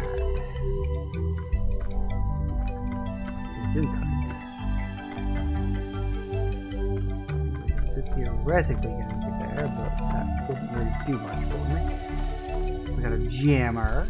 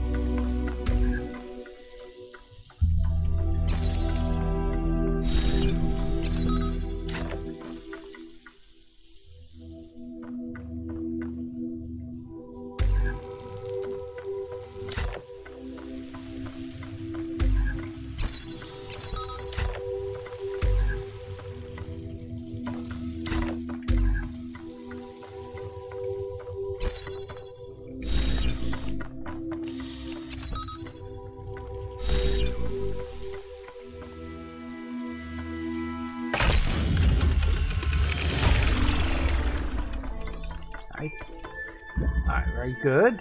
We have number 6. Hello.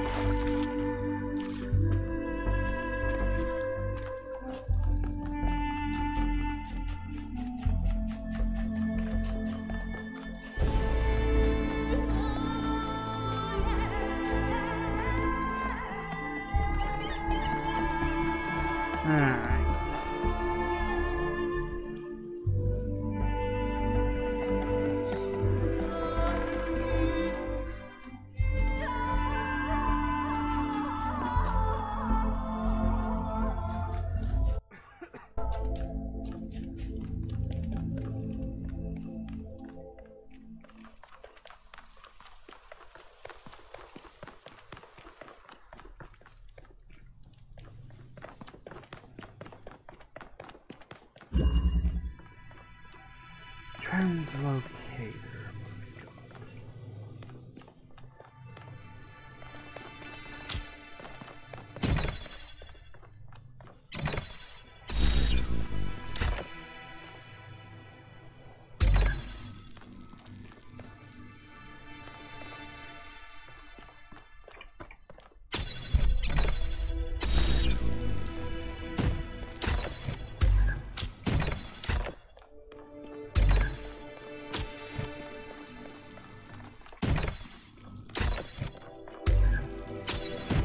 Excellent. That's all of that.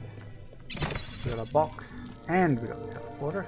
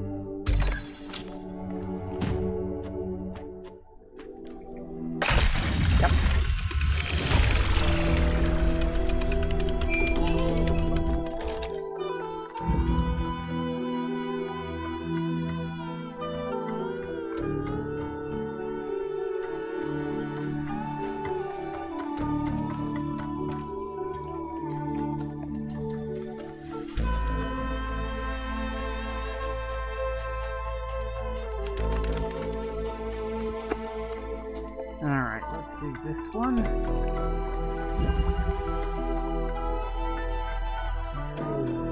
Is that aerial warp or aerial wrap? Warp. Okay. There's a teleporter up there. Oh, there's our solution. We got a box up there, a couple of fans. These are about all I've got at the moment, so looks like I'll pop you down on there.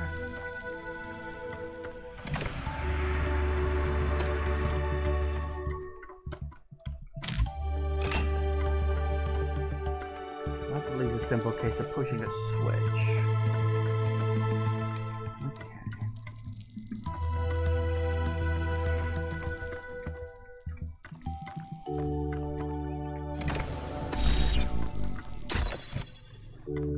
Something to get. What we really need is the box, or one of the boxes. Now if you go on there.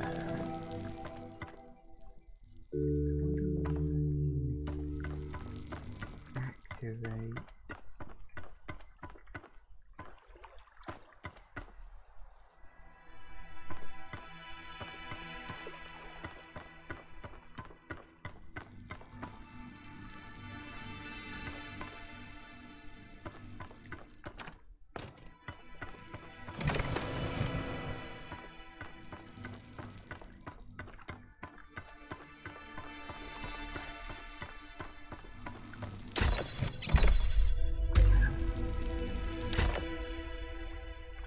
Drop it any further away. What was hang on. Changing, well, no, I can't go back up there now. What am I missing here? Let's be away. What about that though? Okay, so we can pop the teleporter there, that's not a problem, but we can't activate this. Oh wait, hang on. So we can do that. Didn't realise I could pull the fan out of the thing. I was like, there has to be another item I can use around here somewhere. And I can do that, and that. That's easy. Right, so we need, oh god.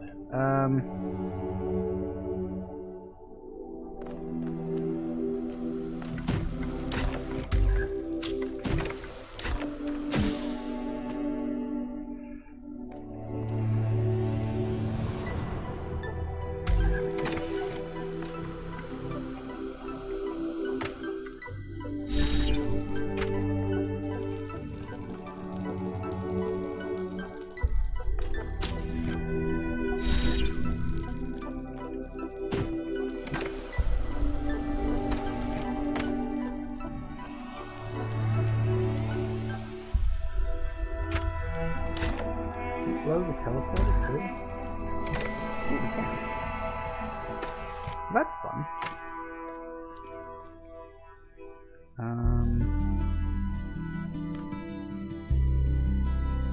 Yeah, because we are going to need this. And if I put it up there, is there even going to be a way for me to get up there? Maybe. If I drop it down there, and then... Wait, how do I get out of here? Oh wait, I need to go this way. That's fine. You on there. You...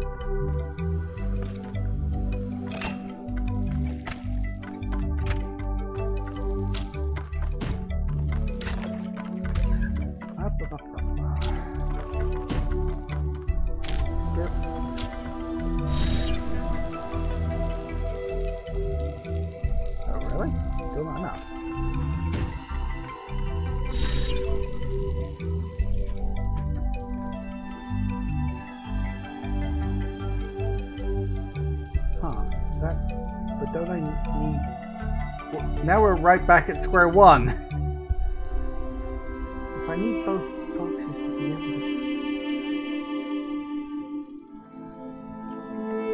I needed the box to get... But it's not... What? No. Hang on.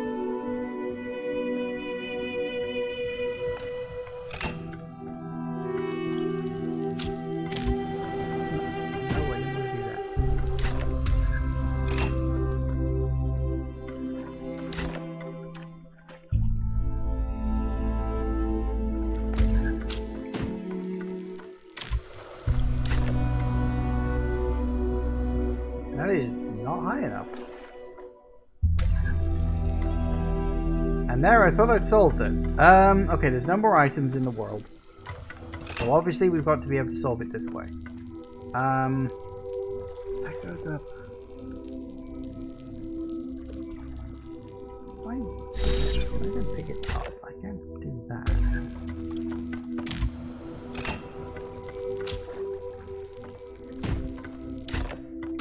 It's a bit of a long shot.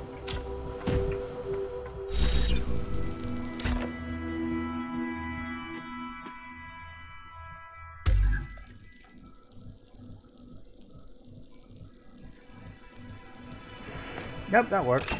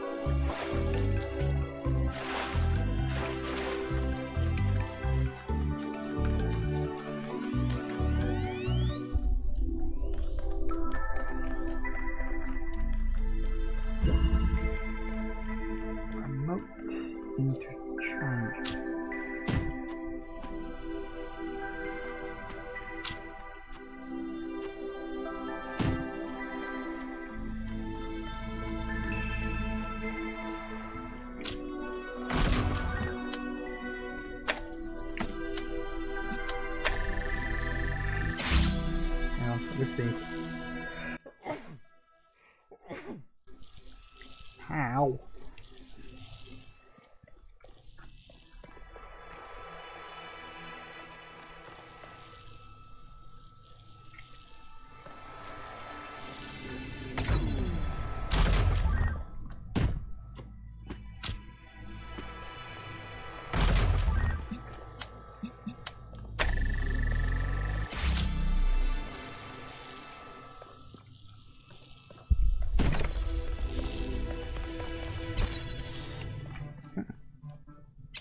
Oh.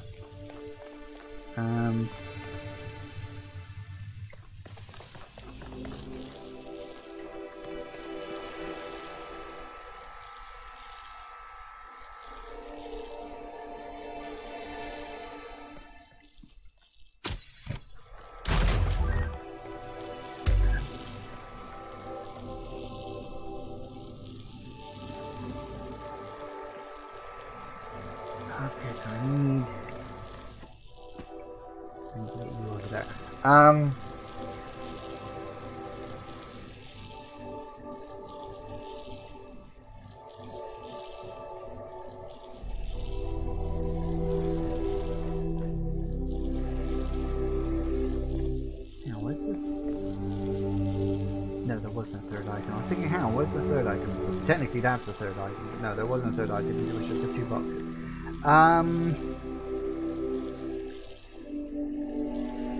Oh, I can do that. And swap you.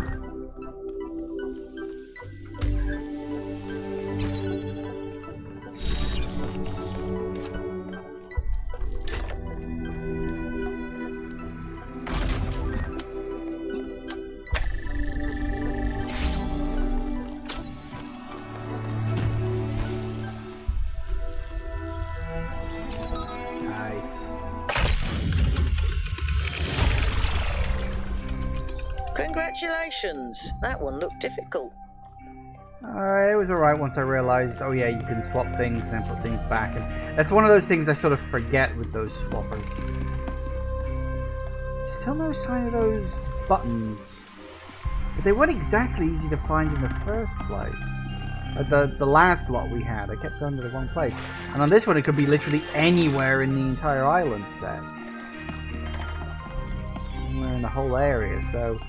Oh, that's not right. I'm looking for number 8.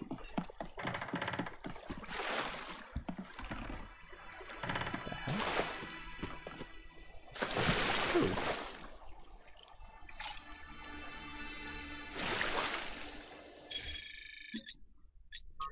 Electronic game. Devices such as this were commonly used to play games in public fora. Okay, if you want to call it that. It's particularly allows us to play Serious Sam, a well-regarded but less known follow-up to Crow Team's hugely popular Football Glory series. Witnessing this incredible technology discovered by Expedition has given me an idea for something we could do if we had the resources and energy. Ready for this? Taste buds.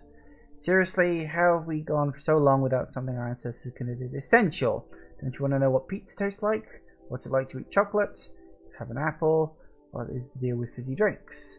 Sounds fun. Sheer range of new experiences, almost overwhelming to imagine. Please let this happen. Why change ourselves when we are what we were meant to be? You know we're all upgraded, right? This isn't our original design in the first place. What's next? We start killing animals again just for the pleasure of tasting them? We cover the earth in fields like our ancestors did? Subjugate the natural world for our own greed? What's the point of an apple if it cannot be tasted? Enriching our conscious experience makes the universe more aware of its own splendor. Improving human life is what matters. We should do it. Seems like a waste of effort. I want to know what a frog tastes like. Thekla is right, so we design a bad path. Enriching our conscious experience makes the universe more aware of its own splendor. Oh, see you, Kane. Thanks for dropping by.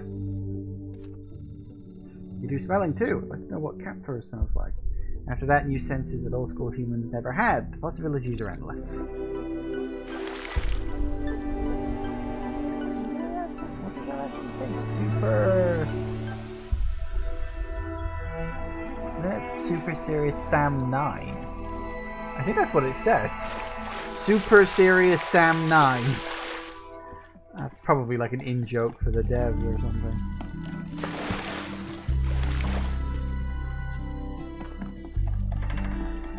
Okay, well we've only got puzzle number 8 left to do. I still have no idea where all the buttons and everything are. I mean, they could literally be anywhere, but hello. Oh, hello, what's this? Hello, hello, hello. Ooh. What is that? That's not part of puzzle number 8. Ah, hello. Well, we found it by the looks of it. Hold up. Yeah, look at that. What other research we got? Had to stop and take a picture.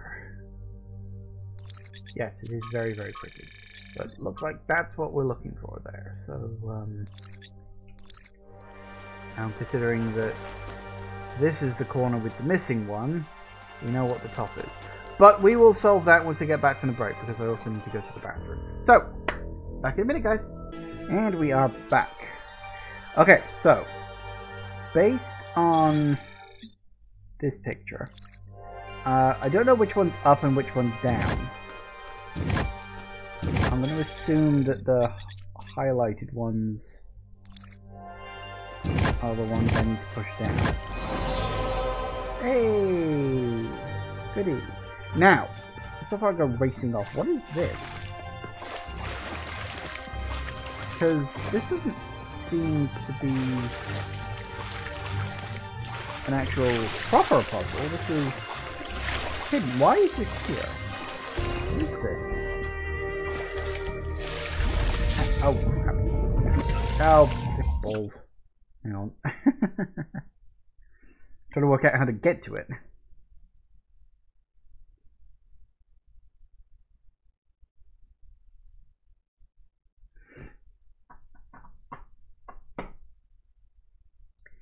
Come on now. Are you gonna drop me off? Ooh.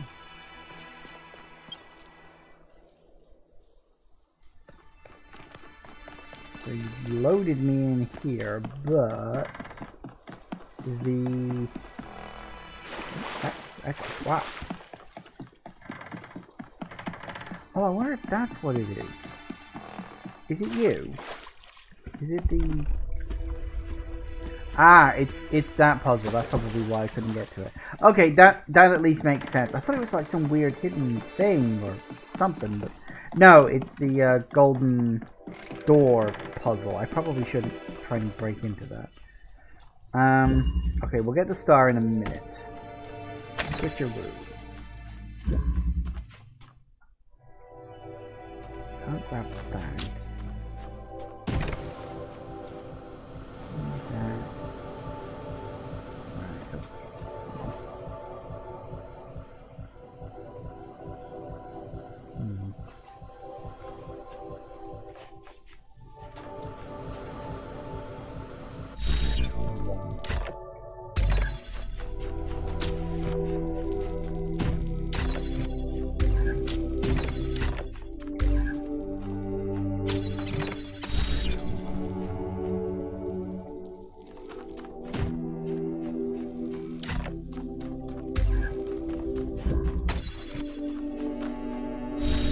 That gets all the items in there. Now,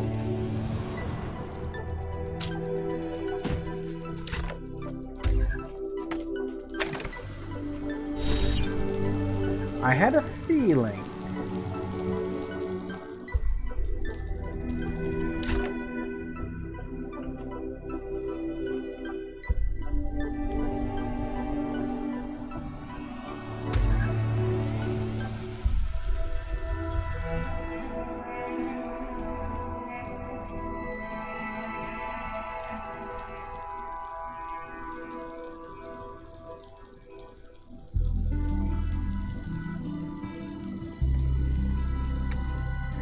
Right, because we need... I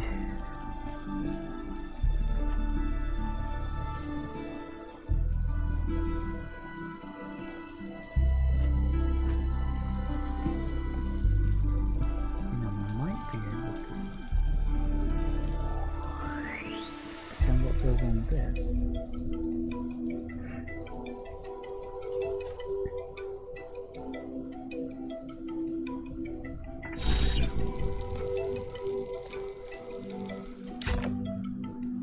Hang on.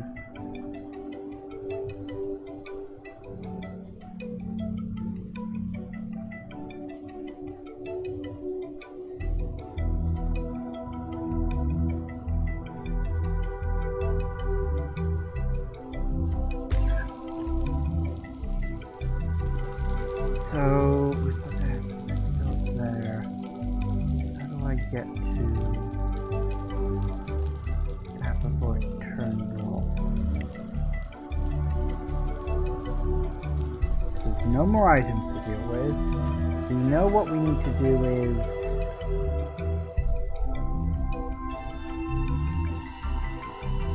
box with laser on the box connected to that and that. That I get.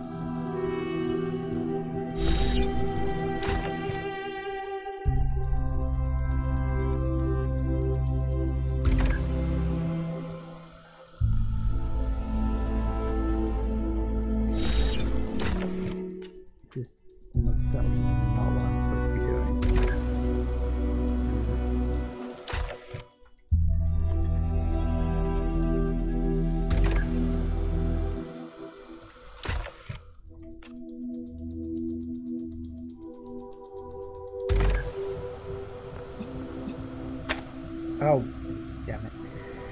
Finally did exactly what I wanted it to do and bolted up.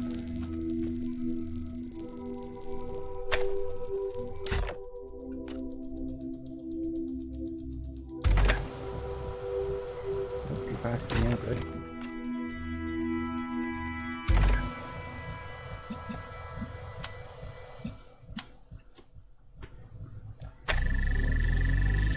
That is almost certainly not what it's supposed to be. Oh, solve switcheroo without using the keep connections option. That is definitely not what it's supposed to be then. How was I supposed to solve that then?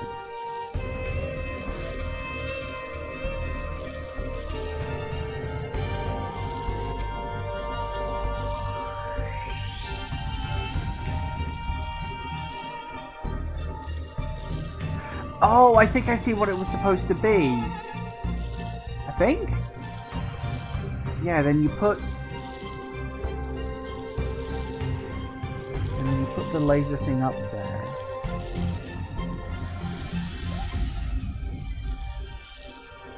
Maybe? I'm not sure.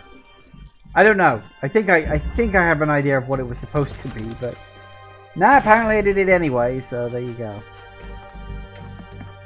Yay for me, I suppose. Okay, actually, first things first, we need to go this way.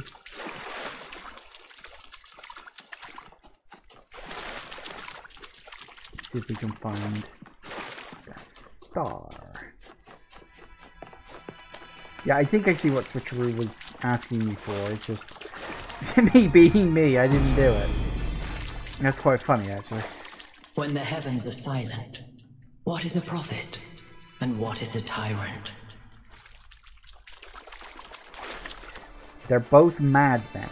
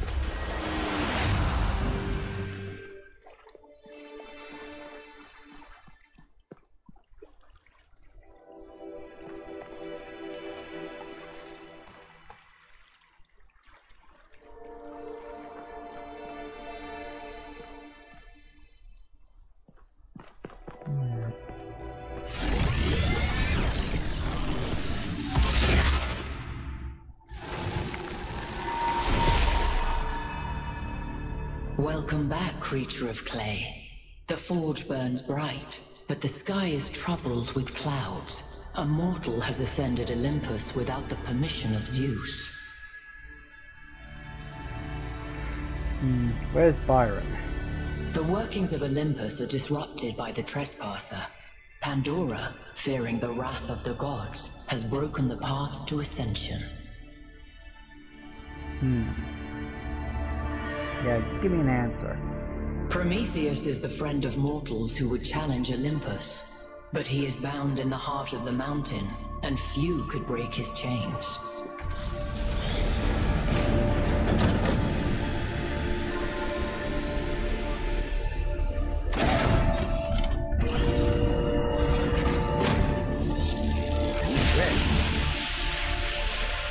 All right. I think it's safe to assume that Olympus is the entity's term for the megastructure. It looks like our best chance of rescuing Byron is finding Prometheus and freeing him. How do you free a weird, glowing ghost thing? I suspect these entities exist within the megastructure systems, and what we're seeing is just how they manifest to communicate with us. I don't really care what they are. For now, let's play along.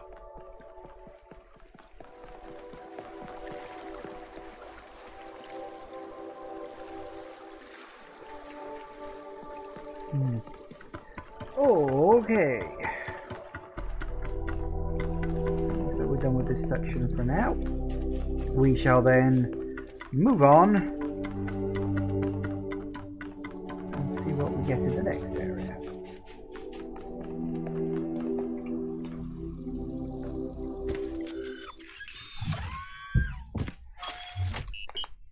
Okay, yep, very good. The Verdant Canyon. Lovely. You know, I always kind of resented Byron for being so charming and charismatic. The dashing explorer. And one of the first companions, too. Being the voice of caution is not a fun role to play. Always having to be the responsible one, the killjoy. The one who says, maybe that's too much. But sometimes it is too much. It's not your fault, Al. You're right, it's Byron's fault. He was the one who ran on ahead, even beyond your warnings. You couldn't have stopped him, he was so obsessed. And, whoa. Okay, this one is literally just floating.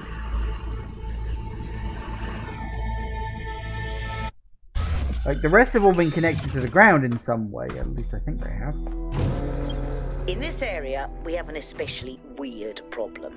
Something in one of the labs is going completely bananas, and I can't shut it down because I'm not, well, you. Come find me when you're ready. What is it with the language libraries and bananas? What's wrong with bananas? Bananas are great. Actually, I'm not a huge fan of bananas. I like them enough. I actually prefer the synthetic banana flavor rather than the kind of actual bananas we get today, but oh well, extinct species, isn't that fun? Find my sprite. Well, up in that direction, huh?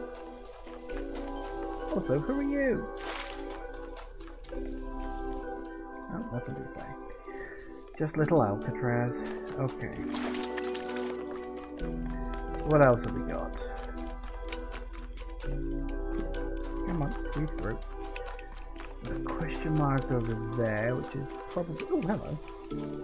Ah, we're getting there. Slowly but surely, we are indeed getting there. This is probably... Oh no, that looks like a point of interest. You know, the hand signal thing. I don't know how deep the water is around here. No, it's not that one.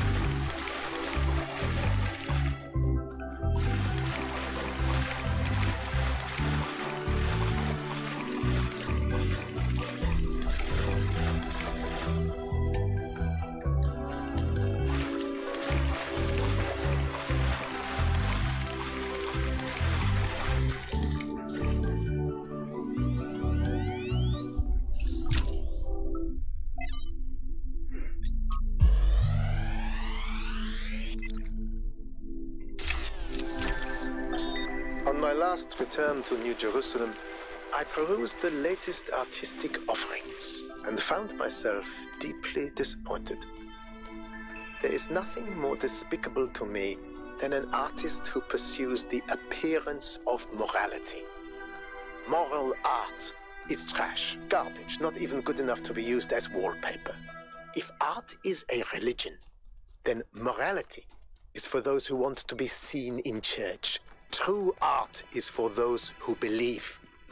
Art must be ecstatic, a work of revelation, created in pursuit of the truth, no matter where it leads. An artist must be an agent of chaos in times of order, and an agent of order in times of chaos. Oh, you sound like you're fun at parties.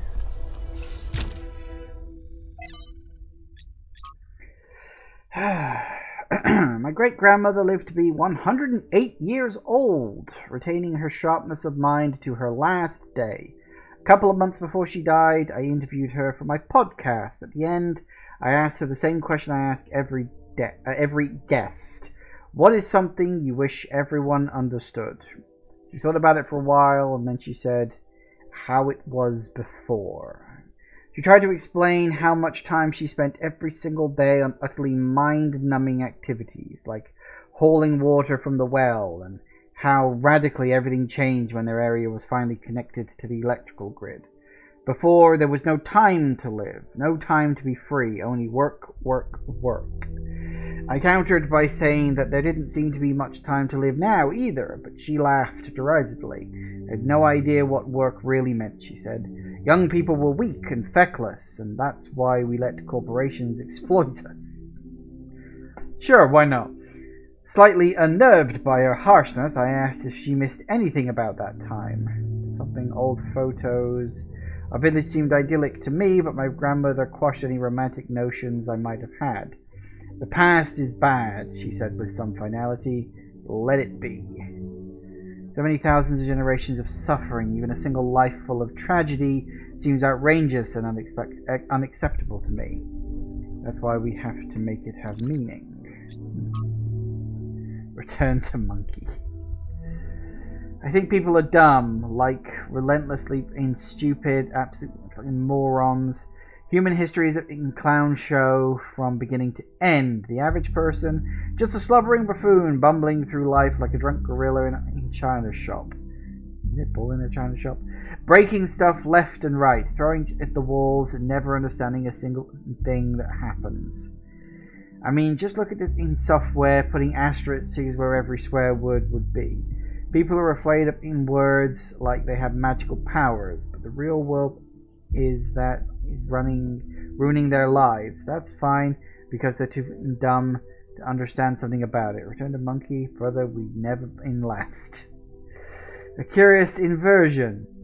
The return to the mythical state of monkey is usually... Is it actually supposed to be pronounced monkey? I always assume that it is, but I feel like because it's missing the Y, I'm not 100% sure if it's actually supposed to be pronounced like that.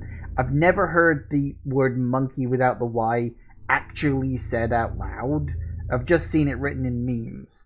So I assume it's still supposed to be pronounced monkey, just spelt in a meme-ish way. I'm honest to God not sure. User portrays the material returned to an early stage of development, but here the author instead portrays it as a mental state that has never been surmounted. I would like to meet Uncle Enthusiastus one day. He sounds like someone who's always curious about everything.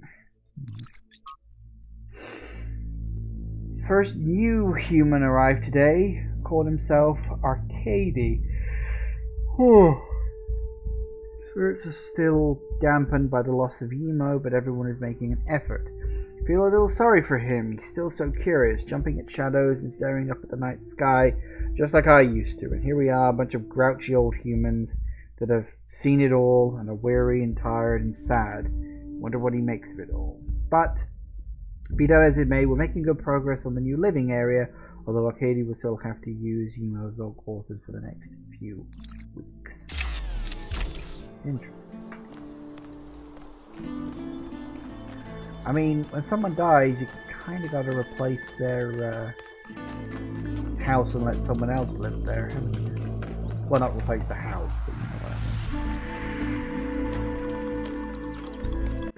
You gotta let the house belong to someone else. You can't have one house per person for the rest of eternity. Ah, well I found that one. And your triangle puzzle? Triangle puzzle, okay.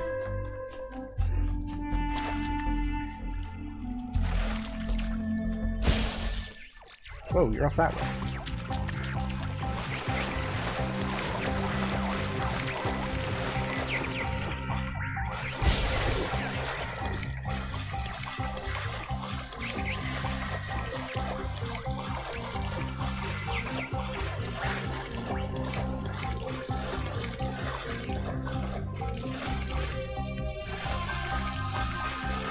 Help?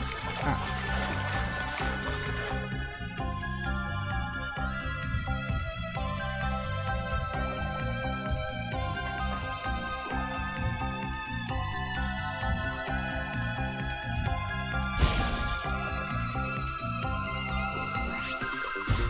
Oh, where'd he go? Wait. Oh, god damn it.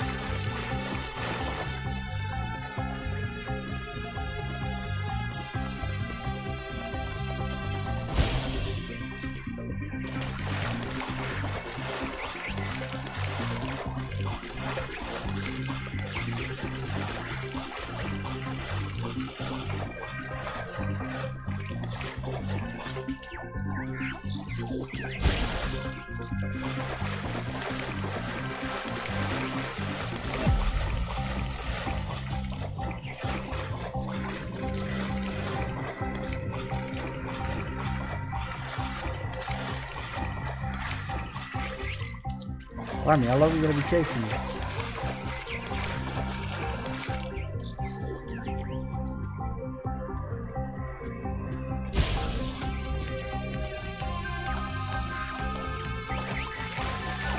Go.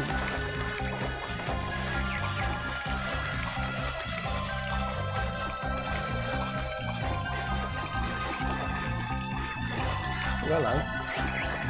Thought I saw something.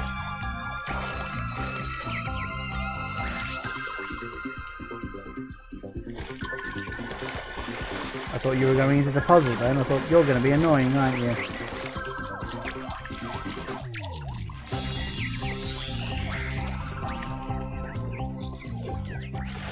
Yeah.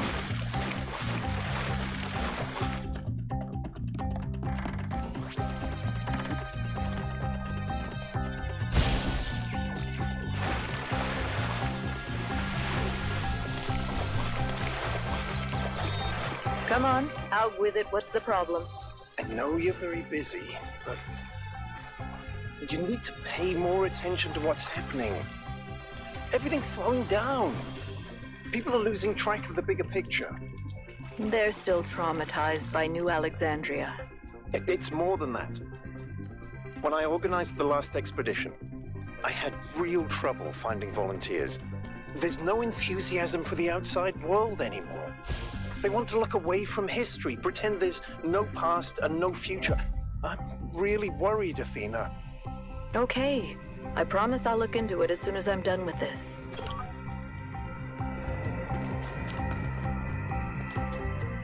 And that's interesting, because that implies that it's not just things that happened here that are being recorded here. Could be things that happened anywhere.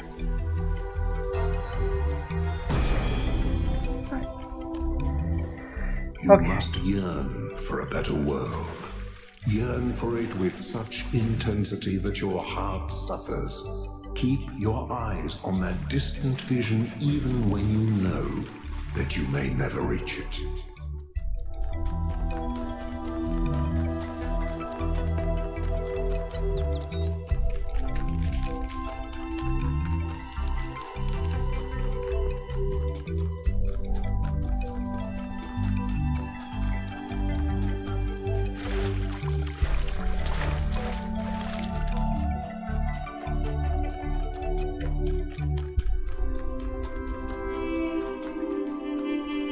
Okay, so we've got... Yeah, I don't know which way that's supposed to be going. So I'm not quite sure where the hell it actually finishes. So, yeah, we got that. What's down here, though? Some sort of old little trail. It's not really the way I want to be going. I think it's just a route around. Yeah, I think it's just a route around. Okay, that's fine.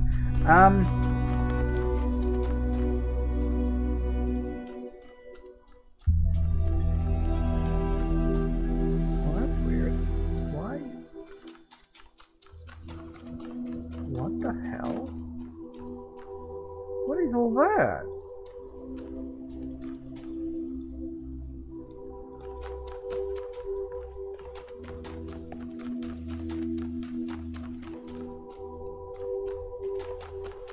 We have to get up there? Oh, I think we can. Hang on.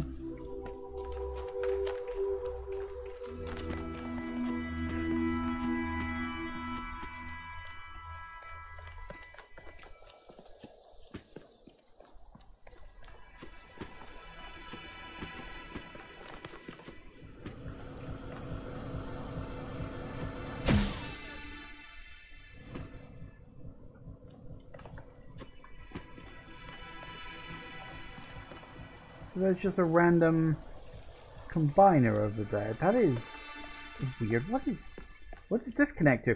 I'm assuming this is going to be one of the star puzzles, right? Woo. I can't imagine what else it would be needed for.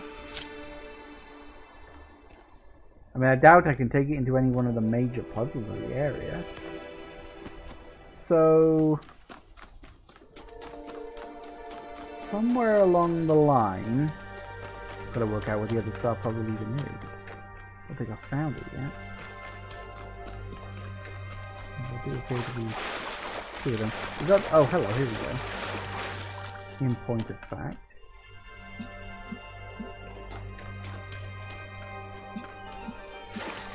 Yeah, okay. Oh look, there's something up there too. What the hell?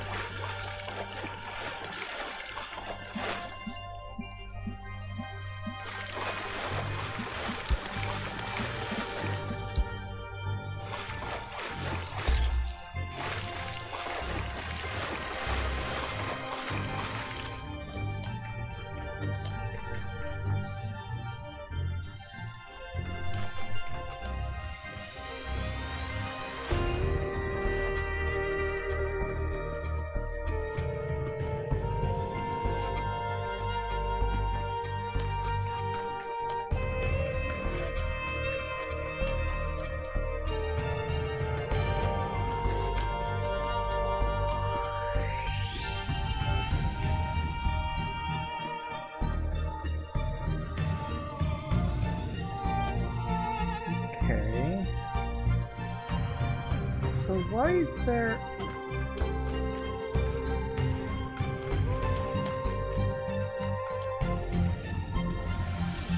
I mean, obviously that's just bonus puzzle.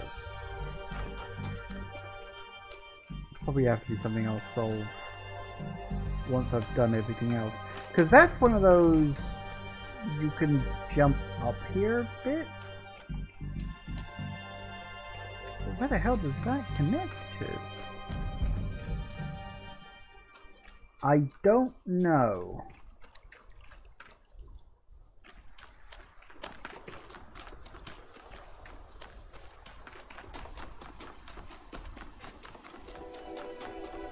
And this obviously connects to...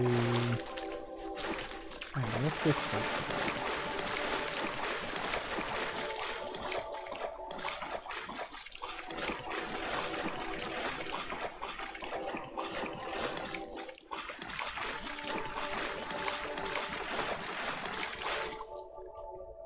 Ah, another hand thing. I suppose that's not a surprise. South. Larger organisms from the northwestern plains are already moving into the rivers. I've seen frogs, dragonflies. Last generation of planets has really taken root, no pun intended. and slowly transforming the desert. Yesterday I saw a bunch of seagulls showed up. With some more work, we could apply this anywhere, including Mars or Mercury, or somewhere much further away. We could transform a lifeless rock to replace teeming with life. We could make millions of dead worlds come to life. Human beings are deeply and inherently irrational, the claim goes, and on some level it's hard to disagree. The most human behaviors are irrational, and in a sense unnecessary. As animals, we don't need to write poetry, pray, or observe the stars, but to view human history as largely irrational is to get it backwards. The problem with human history, the pragmatic everyday realities of mere survival to the cold logic of global realpolitik, is that it is in fact ruthlessly rational. Far too little space for rational things like kindness or inspiration. For those who imagine that a return to a more rural, traditional form of living would be a romantic turning away from the tyranny of reason, forget that there is no one more brutally rational than a farmer. It is the city that allows us the romance of the countryside. It is technology that allows us to appreciate nature. The purpose of reason ultimately is to build frameworks in which we can be irrational.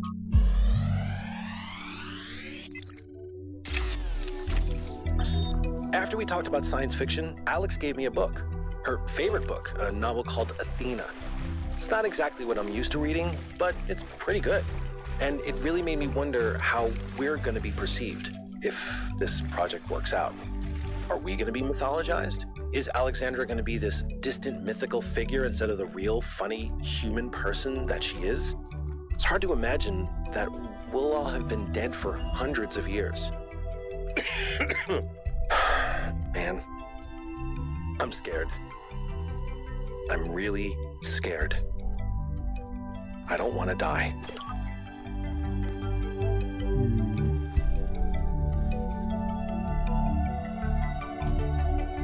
Ooh, okay.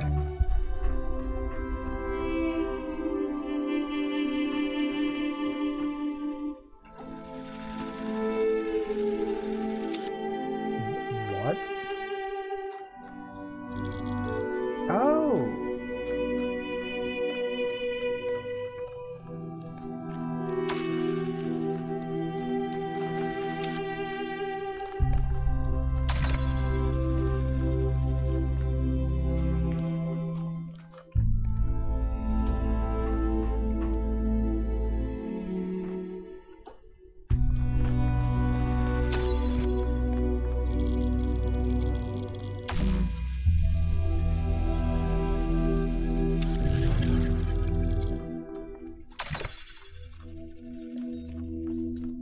That's what it's there for, I guess.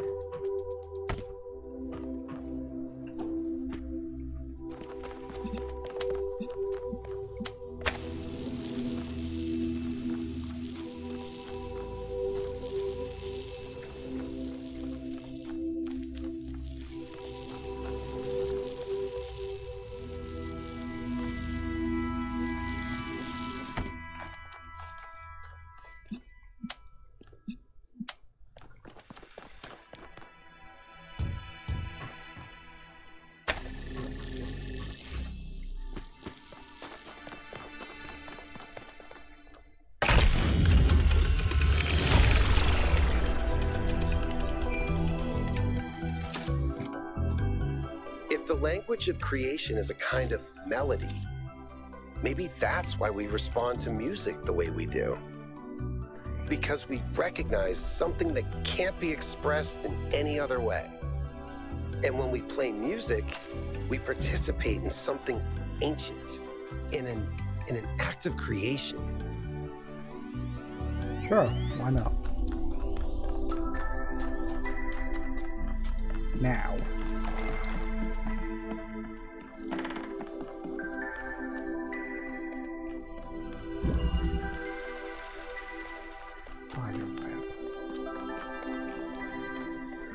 Alright, we need a blue.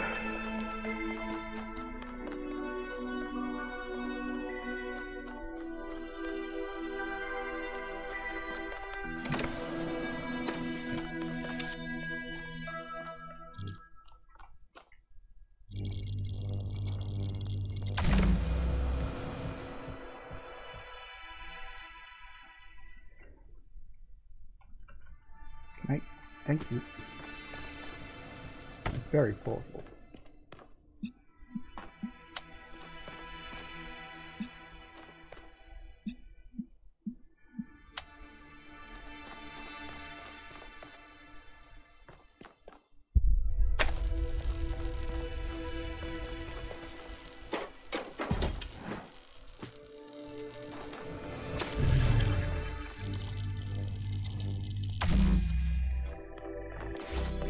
Hey. Boop.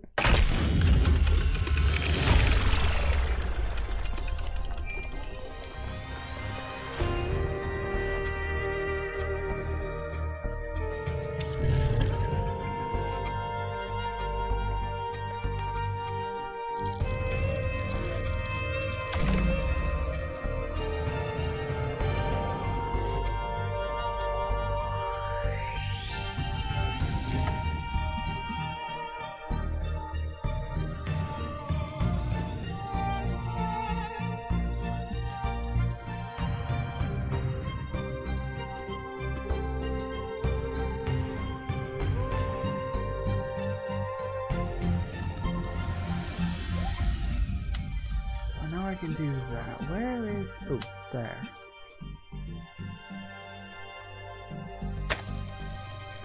Okay. So we know that that's a blue.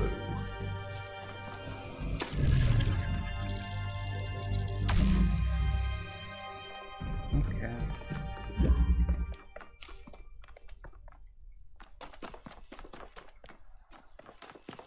Hang on, that's blue, then where the hell do we get the red? I'm guessing...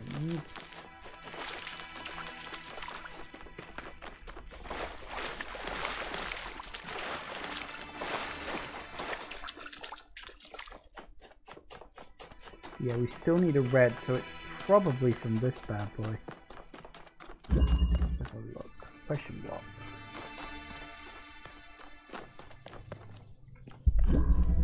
See a red? That's strange. Hang on, if it's not there... is it up... what if so? How the hell do we even get up there? Unless... oh, that could be it. Hang on. Yoink. Where is it?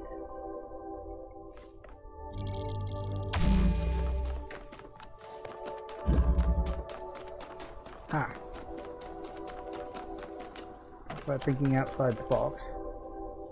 Woo! That explains why you're here. Oh, really?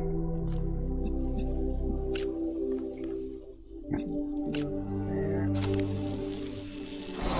Bingo! Fuck yes!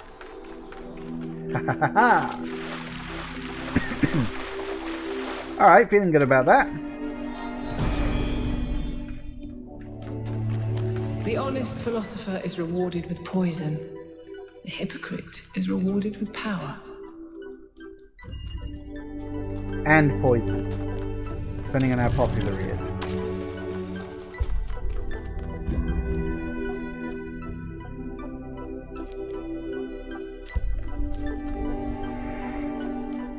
Okay, so we need to get...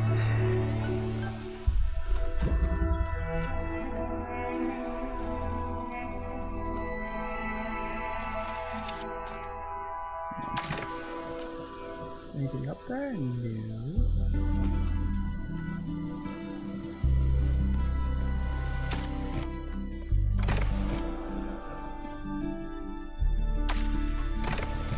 Yeah, okay, so you don't go up. Oh.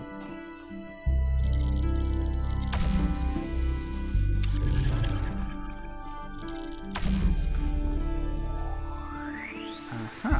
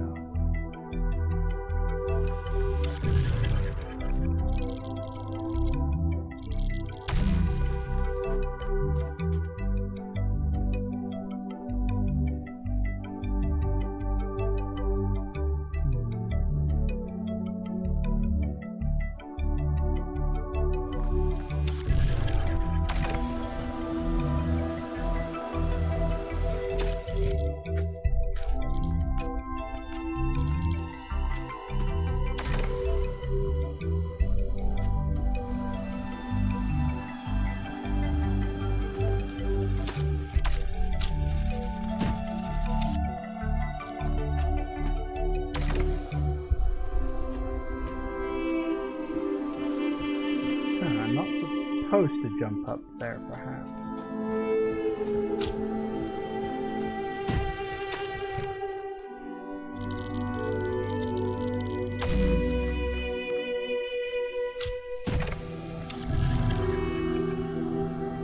Oh yeah, wait, hang on. Although...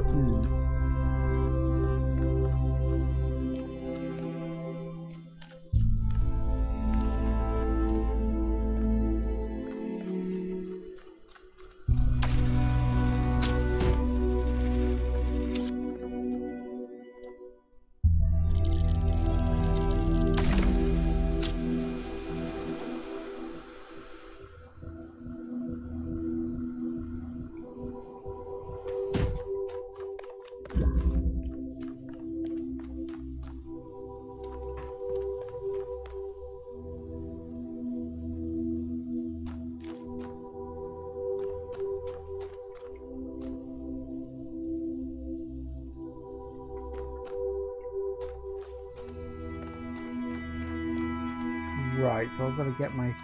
so...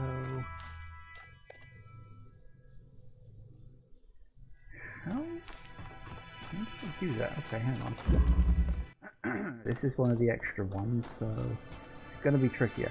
So I need to get...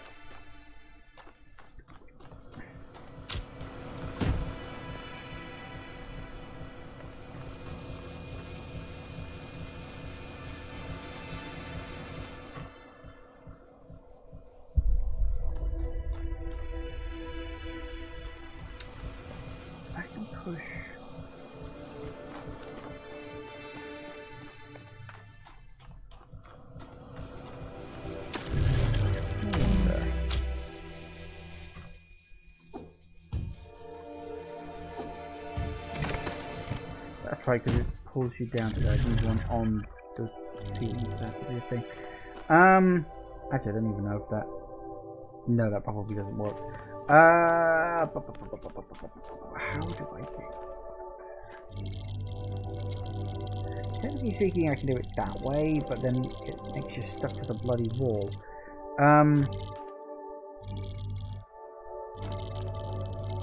Actually, I don't think I can get one up there anymore. There has to be a way to get that up to there.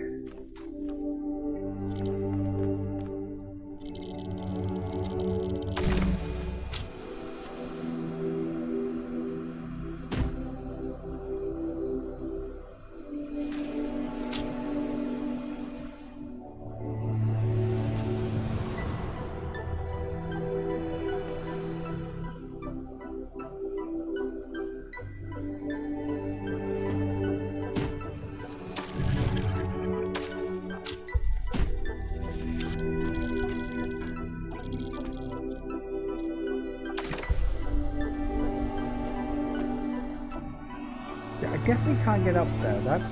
That's the weird thing, because I feel like I should be able to, and I can't. And I don't know if that's just like red herring me, whatever. I might need to do some more of the normal ones before I do the triangle ones, just to get a better understanding of exactly how this thing works. Because the triangle ones are supposed to be harder, because they are the bonus puzzles. So...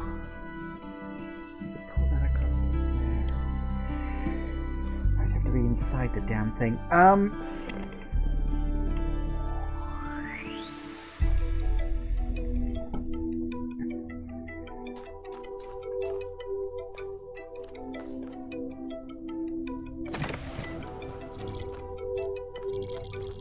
If you point it at the ground, it pulls you down, doesn't it? Towards the thing in question.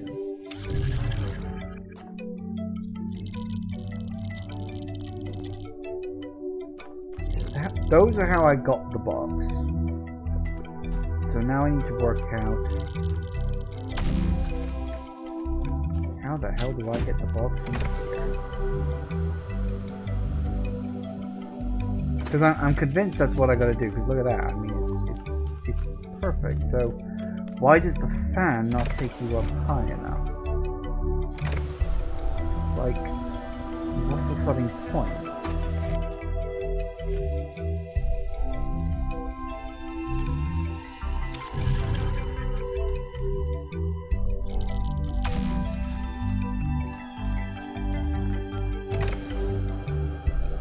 Nope, still not high enough. I mean, theoretically, I could get into that position, but not the box. Not that that would do a lot to help me, because I can just walk through the thing whenever I want to. So, based on that,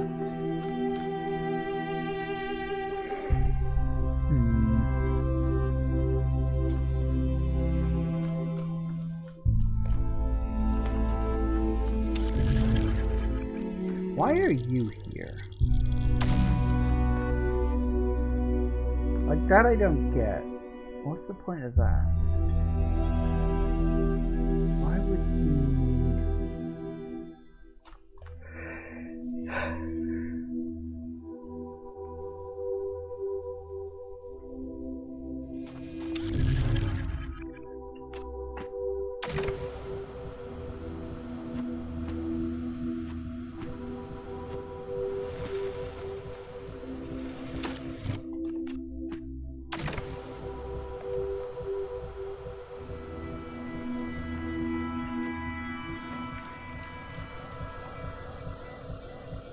Can't pull the fan out of that. I feel like there's something I'm missing here. Maybe something I haven't quite been taught with the... whatever the hell these things are called. What are they called? Grav shifter. I haven't even learned the bloody name yet. So yeah, we can put it anywhere within the square. That's not an issue. How do I get... They even tried that, and now suddenly, nope, not high enough.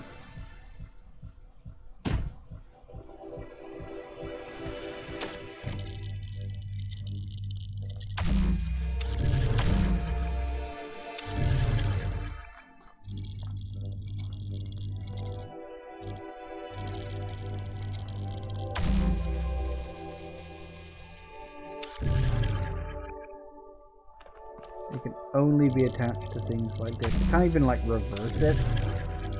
So that's not going to work.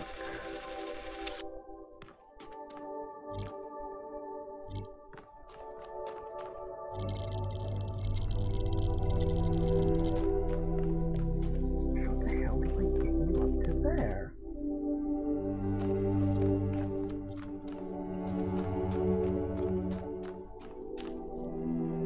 I've got to be able to get it up into that beam.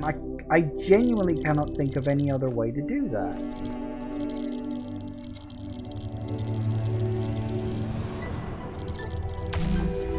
But it's just not low enough, so... what am I missing here?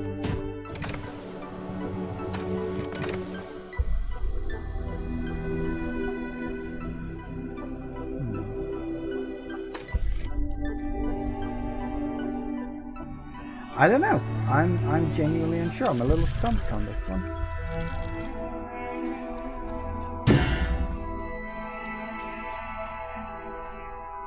I get everything except about how these connect up. Which either means A, I'm doing something wrong, or B, I'm missing something. Are there any other items? No, there wouldn't be, would there?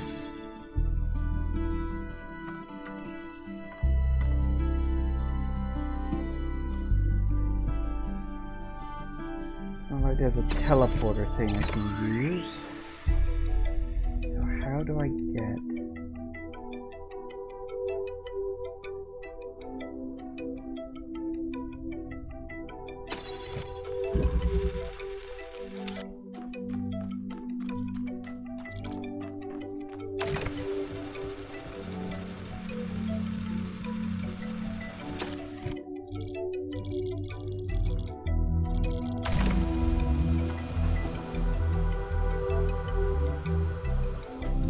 Can you do that? I didn't know that was something you could do. Like, legit, I didn't know that. I just thought, oh, well, can I knock this out of the way with my head or something? And apparently, yes I can.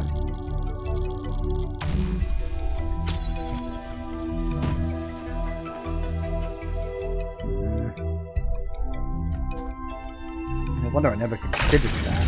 I'm fairly certain that was something you couldn't do in the last game. Like, my mind said, oh, you can't just move it out of the way with your head. Because I think in the last game it used to actively stop you from trying to do that. So I guess they've changed their mind about that particular issue then. Well, okay, that's fine, I guess. Yeah, so we're a good ways in. But we're also out of time for today. So I'm gonna head off and hello, your Fox friend. Thank you all for watching, everybody. I do hope you have enjoyed this, and I will see you all whenever I next see ya. Take care out there, everybody. Bye bye.